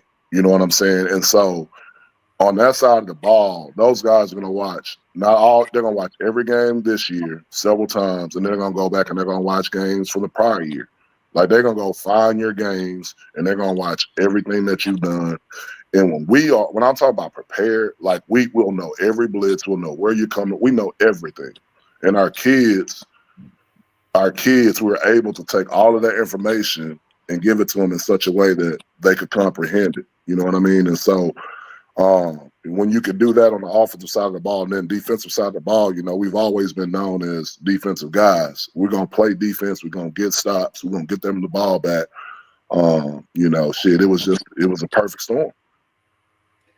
Speaking of perfect storm, let me ask you about the special players you had. And I think one of the comments I made about you, if you won the Duncanville game, that this was the year to do it because you had such special talent that, you know, you're going to have talent to come through there every year. You're going to have some special guys that we don't know about yet. But this had to be a collection of the best. You know, I'm talking to kids earlier. I don't even know who the MVP is. You can say Jemison. You can say Warren. You can say Gibson. You can name a couple of people on the defense. You know, you can throw Bray in there a little bit. I mean, you just had a collection of dogs. You know what I'm saying? We did. Coach, I want to say this too. Like this was a team too. Like they hung out together. Now they hard on each other, but they know it's coming from a good place.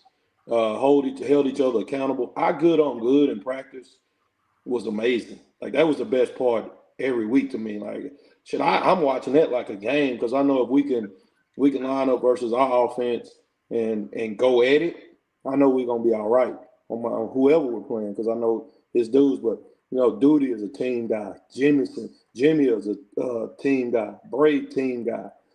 Q a team guy. Like Bradshaw. Bradshaw. Like those guys are team guys. And you know they're gonna have a good time, but they really want to see the team do well. The hardest thing to do when you have this type of talent, collection of talent, more so offensively than defensively, is it's hard to keep everybody happy. You know, there were games when Cornelius had 5 carries, you know, for 70 or 80 yards. You know, Bray had 5 or 6 carries. Then the youngin may have had 5 or 6 carries. And it was like, dog, with like the guys that we had, it was almost like, damn, you need 2 balls. You know what I'm saying? Like to get these guys the ball, you know. And when we got to the playoffs, I think with having the collection of talent that we had, those guys were really fresh. And you started to see it when we got to the 3rd round of the playoffs and we really started to zero in on like a Cornelius. And like Cornelius goes out versus Capel and he has, you know, 20 plus carries and he has 204 yards. Then the next week versus Allen, You know, he has another 17 for 180. And then versus Duncanville, he has 42 carries for 180 something yards. You know what I'm saying? And so and then versus Westlake, you know, he had, 15, 16 carries for 220, 223. And so in 4 weeks, that kid went for over 800 yards. You know what I'm saying? But the load on him was a lot lesser during the season and for a lot of our guys. And what we got coming back, next year, we lose, quite a bit of guys up front on offensive line. But, we got 4 or 5 Division I receivers that people don't really even know about yet. And we'll be super long. I mean, they're all 6'4", 6'5". We got a freshman kid in the slot. Like, he catches the ball like Q, different running style, but kid's going to be special. We got Keontae Ingram, going to be able to run the ball. We got the number 1 tackle going to be in the country, coming back, on that side of the ball. Defensively, secondary for the most part is back except one guy. We lose 2 linebackers, but we got 2 really linebackers that are really good. That's going to be coming up that will build around them. The D-line is going to be freakishly athletic. We got a kid that moved in at 6'6", 6'7", going to play D-end. Like, I'm telling y'all, like, we're better. We'll be better on defense for sure. Yeah, the talent is there. Our middle schools are about to start getting really, really crazy. We got all the youth football leagues. They over there for the most part. A lot of them, they play their games at our place. They're familiar with us. We open up the indoor, and we're gonna make sure that for work, 817, y'all need anything, come over here. We got y'all. All right, look, I'm be making some calls for Big U Sports League. We'll rent out a couple of them fields. Come on. Also, a big question that J Max asked this earlier to Jefferson, and Jefferson was like, Yeah, I heard him. I was in there. So let me say this about Jefferson and Duty. The first interviews that they had, they really got introduced to the world was with y'all when we were over at that 7-on-7 in DeSoto. And y'all interviewed them, and it was a terrible ass interview. I was like, boy, y'all got a long way to go. And to see them progress, up there on the stage with me after the pregame presser, they were awesome. And then I heard the way Jefferson answered the question. I was proud. He answered the right way. What was the question? The question was about the next quarterback coming up. He's probably a mentor to whoever the next quarterback is coming up. He said those guys in that room gonna be ready for the moment and the opportunity. He said they're prepared. Yeah, he sounded like Tony Romo and Dak Prescott. He answered. Good answer. He gave the perfect answer without answering. Yeah, I was in the background. I was smiling. I was like, yeah, that's a great answer. That's a great answer. But no, we got like 3 or 4 kids right now in our program that we really like. It's going to be a quarterback competition for us in the spring, and we're going to give, those guys an opportunity to win the spot, and, when you're breaking in a new quarterback, what always helps them is being able to have a really good run game, which is something that we'll be able to have. And like I said, we got 4 or 5 guys on the outside next year that'll be Division I receivers. And so, we don't want him to feel like he has to go win the game for us. We just need him to be able to grow, throughout the process, and get the ball to the guys that can make plays. No doubt. Because I was talking to your quarterback earlier. I compared him to a Dez White. He had the best of both worlds, could pass, run, and can run. And it was that's just the best quality you can have in your quarterback. Do you see anybody that's kind of in that mode, or everybody got their own individual talents and a little bit different than what you're gonna have? Yeah, they're all different and unique in their own ways, and what their abilities are. And the good thing about what we do on offense is that our offense can change based on the personnel that we have. Like we don't run an offense and it's just so set in stone. And this is the way that we have to do it. Things that that Chris, probably didn't excel at, may be something that, these guys can excel at. And so we'll find out what's the best things for those guys, and we'll put them in the best situations to be successful. But, they all have different type of abilities, run styles. Some got one kid, that's a pocket passer. You got one kid that has, some good speed and get on the edge. Got another kid, Coach Harrison. I mean, he's a baseball player, and so, man, we will have a lot of options when it comes to that opportunity. But, man, we just excited.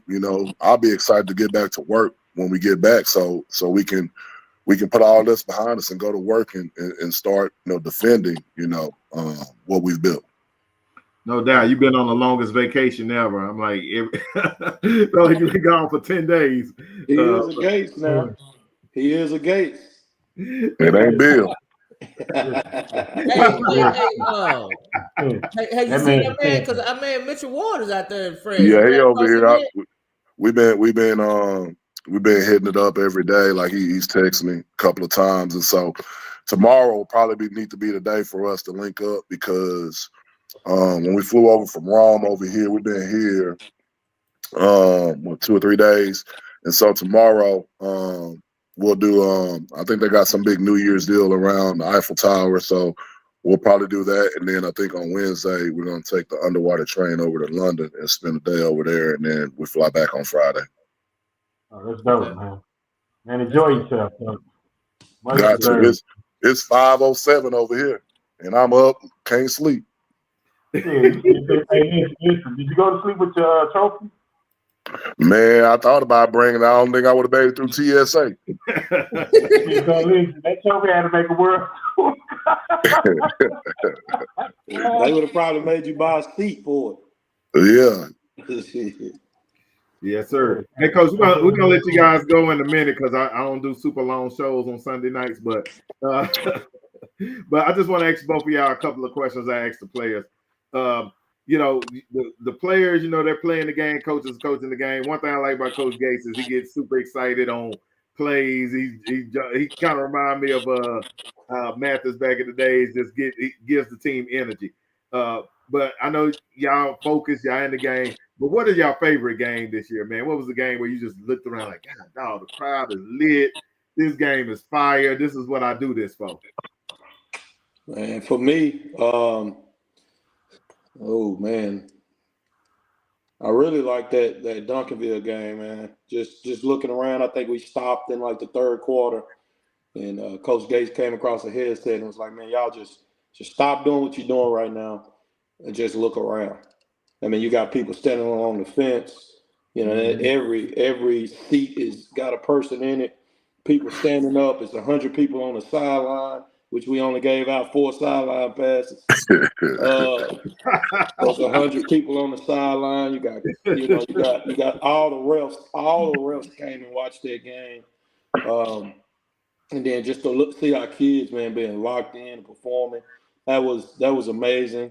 And then, of course, the state game is always awesome. And so that was another one. You looked around and just looking around like, man, this is why we do it. It brings together that community, brings together families, just looking in the stands. It was an amazing feeling. Yeah, I would say the same too. That's exactly what I was thinking. That Duncanville game was originally, we were trying to play that game at UNT. And UNT, hold 30,000 people. You know what I'm saying? And if we would have played that thing at UNT, I think we would have got the full 30,000 people in at that game, on that day. But, playing at Allen Stadium that seats 18,000, probably about 23,000 people there. Of course, we're over capacity and the people around. And the field, although the stadium is grand, when you fill it up, it feels so intimate. You know what I'm saying? And everybody's close and on you, and it seemed to be a little bit louder, and just that was a special moment, and walking across, the field. Hell, I was walking across the field. Samples was pissed off at me. And Coach, can we shake hands, Coach? I said, Samples, you see all these people. Then give me a second to get the kids. This is some bullshit. I said, Coach, give me a chance, Coach. I promise you. I said, then I turned around and it was even more people. I was like, what the hell is going on? Like, I thought they were gonna tear down the goalpost and shit now. We're gonna get a bill for it. And and so, just those moments, man, just you'll remember all those little things like that. And by the way, Mitchell Ward tidbit, Samples got on his ass for being on our sideline too, J-Mac. Oh, Mitch told me. Hey, and it wasn't just Samples, because what was it? I know that too. So, but no, those were the moments, man. The state game, when we first got there, I went to the field, man, and I was watching South Lake, and I just got super emotional. You know what I mean? Because it all comes full circle, right?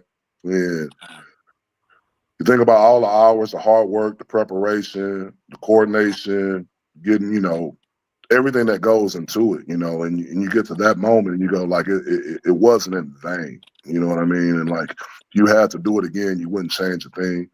And so, man, I'll forever remember that. All right. Well, I'm asking this last question. It may not be a fair question, but hey, we're on the dub and we ask hard questions. All right. So, Coach, both of y'all, Coach Harris, give me 5 years from now, you in the film room, you got a whole bunch of new eager North Crowley Panthers waiting to play for y'all, and you're gonna put one kid up, Coach Harris, from your defense, and That's too easy. That's too easy, man. Coach Gates from your offense, from the offense, and you gonna say, hey, this is what North Crowley football is about. When this player played here, Jabril Asbury, 0. He embodied what it means to play, man, to play the game, to love the game. He probably watched second most film out of anybody in the program besides me. It was me and him, right? Watching film, studying, game plan, checks, calls, undersized, right? Big heart though. Truly played hurt. Yeah, played hurt the whole year. Truly flipped the switch in the game. Yes, sir, no, sir. Everybody in the building loves. You don't even know he goes to high school. And then on Friday nights and Saturday nights, you're like, man, who the hell is that? No regards for his body, or he looking for pain. He is the guy. It's easy. Like it's easy. And everybody knows who that guy is. Everybody knows Jabril. Jabril's the alpha. Jabril's the dog. And so, when we do cut-ups this year and we talk about how to play stuff, how to fit stuff, how we want stuff done, it's going to be showing him. He's that guy, man. Hey, Coach Gates, before you answer, J-Mac, what did Asbury, what you say? He said we were watching the game earlier this year and he just scared us on the sideline. What did he say? Oh, yeah, that was that Byron Nelson. He made that tackle. He looked to the sideline. He said, I'm a fool. I'm a fool. Bro, we like, we love this player right here. Yeah. If he wasn't going to the game, I wasn't going. Already. Coach Gates, I think the harder question is the offense on you. I'm going to make it easy. And it's not necessarily a person. I'm going to say a group. But I'm just saying the offensive line. Offensive line don't get a lot of recognition. But I thought we had the best offensive line in the state this year. And to watch our offensive line evolve from what it was year 1 to year 2, and then hiring Coach Park, it changed the game for us.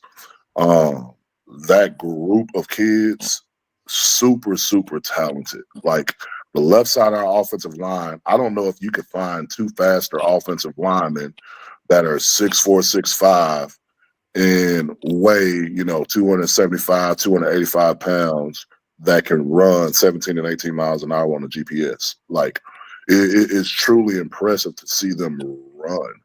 And then, our center, an undersized guy who played for us as a sophomore, just cerebral, could make all the checks, get everybody, pointing in the right direction, idea in the right backers.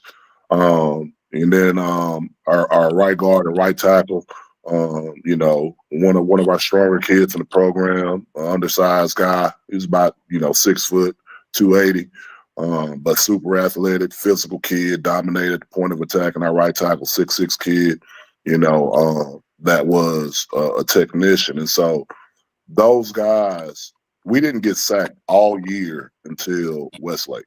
Westlake sacked us the first time all year. And that's crazy as hell to say. The holes that we were able to open up, like when we went against our defense, and we were able to run versus the things that we do, I went and said, we can run it against anybody we play. And that's when I knew we were going to be really good. Like, it's easy to say Jimerson, Bray, Cornelius, Gibson, Moore, Cam Hunter. You could throw those guys out. But shit, if our offensive line ain't very good, we're not very good. Look, I see what you're doing, Coach. You took the political answer and your quarterback followed suit. So but we're gonna let you make it because you're a state champ. Normally I appreciate it. Hey man, they real talk, they don't get love, man. I gotta give love to the O-line. You know what? And I'm gonna give you that because we were actually impressed with the O-line. We was watching them, I think, against Capel. Big ass, strong, and like you said, athletic. They're very athletic. Yes, sir. Well, other than that, man, fellas, North Crowley party. We were supposed to get some fans on here, but y'all was too good. Didn't expect Coach Gates to jump on tonight. So sorry, fans. We'll have to get y'all next time. But man, appreciate y'all for doing what y'all do. And let me say this: the name of the show is the Dub. This ain't just a Dallas show, it's Dallas and Fort Worth. That's what Dub stands for. So, we are proud for what y'all have done for the whole city, the Metroplex, North Texas, and all that. This is what we represent. Yes, sir. Hey, Coach Carr, did you see that? Did you see Coach that? Carr, text me. Okay, I got you. Yes, sir.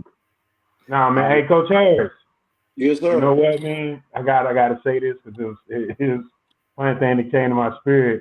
When you was telling me what everything that went on last year, all I could think about was the movie Life. And I was like, man, don't tell me about your day no more. Anybody else need a letter read? Anybody else need a letter read? And then look, then the next thing I know, the dog died too. Look, then the next thing you know, you Quad didn't come in on the count of the frost. Ray up watching the baseball game.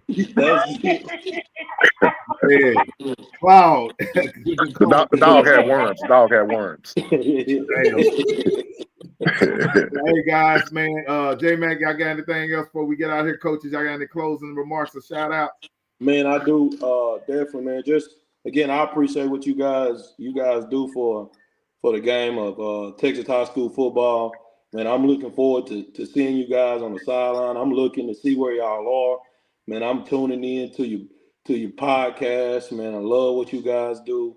You guys know anytime y'all ask me, man, I'm locked in. I'm in. I feel like I'm a part of the Dub. Hey, you are, man. You are. Yeah. Hey, you are right now. See, I always been. We had you on. I might have been the first, maybe one of the first. You were one of the first guests. Yeah, you were one of the first guests. Yeah, so yeah, you always gonna be locked in like that. You know what I'm saying? Even though you avoided me, after that year because I don't know if y'all having a tough year in Mesquite or what, but Coach wasn't returning no text, no phone. Hey, J-Mac, he told you the difference between winning and losing. He wasn't happy over there. I saw him at Springs at 707. He gonna act like he ain't never sent me the voicemail. You know I ain't do that. You had to be calling somebody else. I'm gonna answer. That's all right, Coach Gates, you got any closing remarks, sir? Man, it's crazy that we sit here at the end of the year, man, about to go into another year. Man, it's a blessing that we all can sit here and recap over a long season of football, think back over this year of all the blessings that God has bestowed upon us, man, and just looking forward to the future, man. It's really, really bright. It's bright because of Texas high school football. It's bright because, of everyone that's involved that has a piece of the pie. And y'all make the piece of the pie fun, man. Like, whether or not, we're winning or losing, I'm gonna tune in, listen to what's going on, see who picking against us or who picking for us. But man, it's definitely a blessing to be able to come on, man. And I appreciate the friendship that I have with each and every one of y'all, man, that we like. I feel like y'all are real friends, and I can have a real conversation, with each and every one of you. And I think y'all care about all, coaches that you come in contact with, man. So much respect to the platform. Oh, hey, Coach, tell us about your camp you got coming up real quick. Yeah, so January 22nd, we have an unsigned 25 senior combine. We do it, it's free, and so we'll get on the ball when we get back. But we'll have as many Division II, D3, NAIA, and JUCO schools come through. Last year we had 300 kids show up, and several kids got opportunities out of the camp. It's a Wednesday. We have 2 sessions. The QR code is on social media. I'll keep punching it out every day.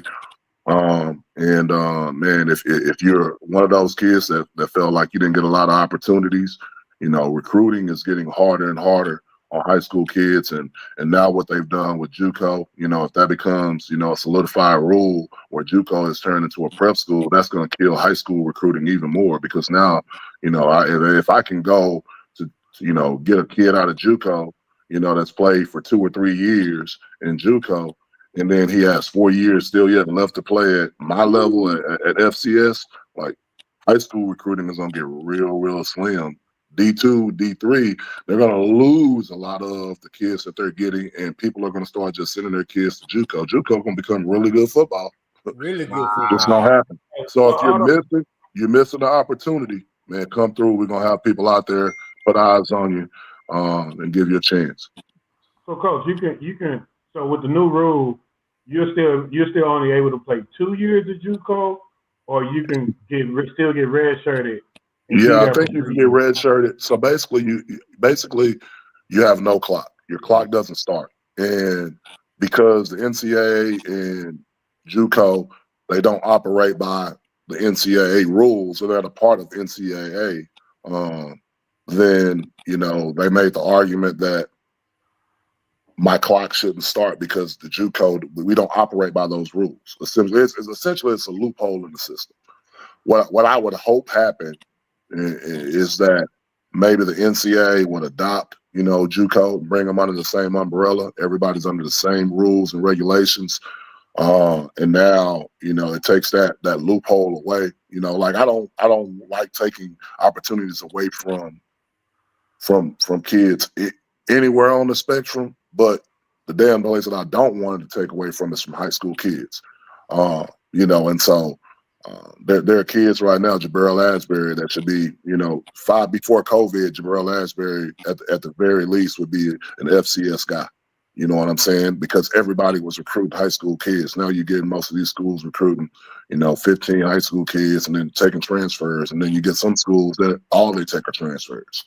And so now if we can do this JUCO shit and the kid can go JUCO and play 2 years and now leave there and go to the University of Texas and play 4 years. I mean, if I'm any university, I'm recruiting the shit out of JUCO.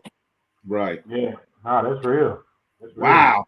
Yeah, that's a whole show. We'll have this conversation another time, Coach, for real. Yeah, absolutely. It's a whole show. Well, guys, I appreciate it. J-Mac, Carl, we got anything before we let these champions go? Hey, man, we got to let the champs go, man. We got one. Coach, you the first one that's in France. I know the first season. International show, baby. It's international. Yeah, the national champ. Ward came on from Abu Dhabi. What did Abu Dhabi? He sure did. Yeah. What the heck? Ward? Yeah. He looked like his ass is from Abu Dhabi, too. He came on from Abu Dhabi. We got one on from France. Hey, man, the Dubs just keep doing it bigger. And that's mainly because I guess just keep getting bigger. You know what I'm saying? It's like larger than life, man. I love it. Let's just keep doing it. Yeah. Facts. All right. Coach Carr, anything before we get out of here? Nah, man, I'm just extremely proud of you guys, man, and to see you guys go from that first day, which is funny, Harris, because that was the first day I met you too. When we was at that scrimmage out there at Mesquite Horn and Crowley. Yeah. So hey, full circle moment, right? That's right. That's right. No, I mean, Coach Gates, man, Coach Harris, extremely proud of you guys. Love what you've been able to do. And man, don't stop. Keep being a beacon of light, but not only for our kids and coaches, man, but for a community that has been looking for that program to get behind, man. And I'm glad it's you leading them. And I'm excited for your future, man, and everything you guys got, man. So kudos, proud of you, man, and God keep blessing y'all for real. Yes, sir. Appreciate y'all. Appreciate it. Hey guys, same for me. Dub, salute, man. Y'all have put 817 on the map. Thank y'all for all y'all do. So now the dub is complete. We got the Dallas end doing what they supposed to do, and now the Fort Worth end is doing what they supposed to do. So with that being said, build that fence around 817, Coach. Yes, sir. Oh, absolutely. Absolutely. Ain't no more debate. And with that being said, man, we're gonna go out to some song I did with Twisted Black, who's the best rapper to come out of the 817. Yeah, I'm a fool with it. Hey, not that one, but I should have played that one. Here we go. What's up with it? What's up with it? 214-817 Connect. That's right. Northodox Players. Got my man Twisted Black. Let them know how we do, baby. Ballin', sippin' yak, hustlin', flippin' sack, lossin', dippin' legs everywhere that we go. Ballin', sippin' yak, hustlin', flippin' sack, lossin', dippin' legs 817-214. Ballin', sippin' yak, hustlin', flippin' sack, lossin', dippin' legs everywhere that we go. Ballin', sippin' yak, hustlin', flippin' sack, lossin', dippin' legs 817-214. I got nothing but the wood sitting right on my dash. Got cash at a stash, Gucci seats on my ass. Water fire when I blast, spinning room when I match. Me and Bird T or Jay-Z and Dame Dash. I can throw like a ball, did a summer power wild. 21st sit tall, I'm a roof screen foul. It's a trip. We got grip like Phil Drummer. You might never see the wild, but you hear a nigga coming from Oak Cliff to Como. South 6 with Dino, South D to OC. We gone out the lean, ho. True, there ain't no need for suspicion. Your girl don't work for a stove. I put her out of commission. Listen, throw down, Twisted Black and goatee. Some niggas can't hold me like SMITHN.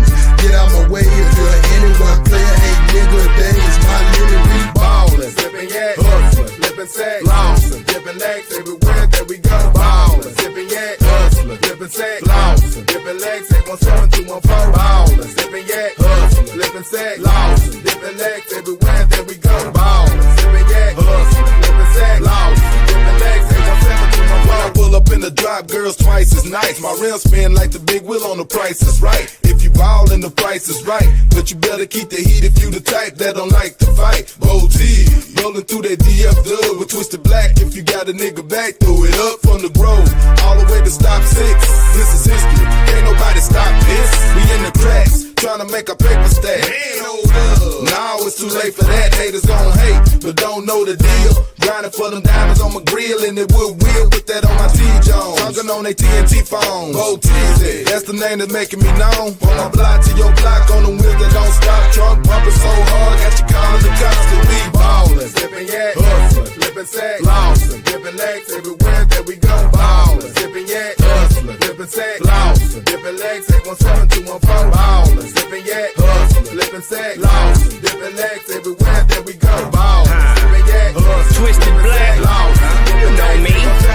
I'm the king of my city, 1-4 fever. Hands to the sky, nigga, you know the procedure. Drop out, rabbit in your pockets like you owe that. The only little nigga that the city gave a throwback. Used to pitch cane, now I pitch flame. Switched up the game, you niggas know the name. Rose gold long man, rocks not chips. Bracelet to match with the rocks in my wrist. Got a ring on me too, princess cut. Got dough out the anus, nigga, sign for what? I cock and reload, y'all know the stilo. Mixing up game and a rap like the keto. Ask your girl, she know. Southside for Cheeto. 45 snug like a brand new tuxedo. Texas to Toledo.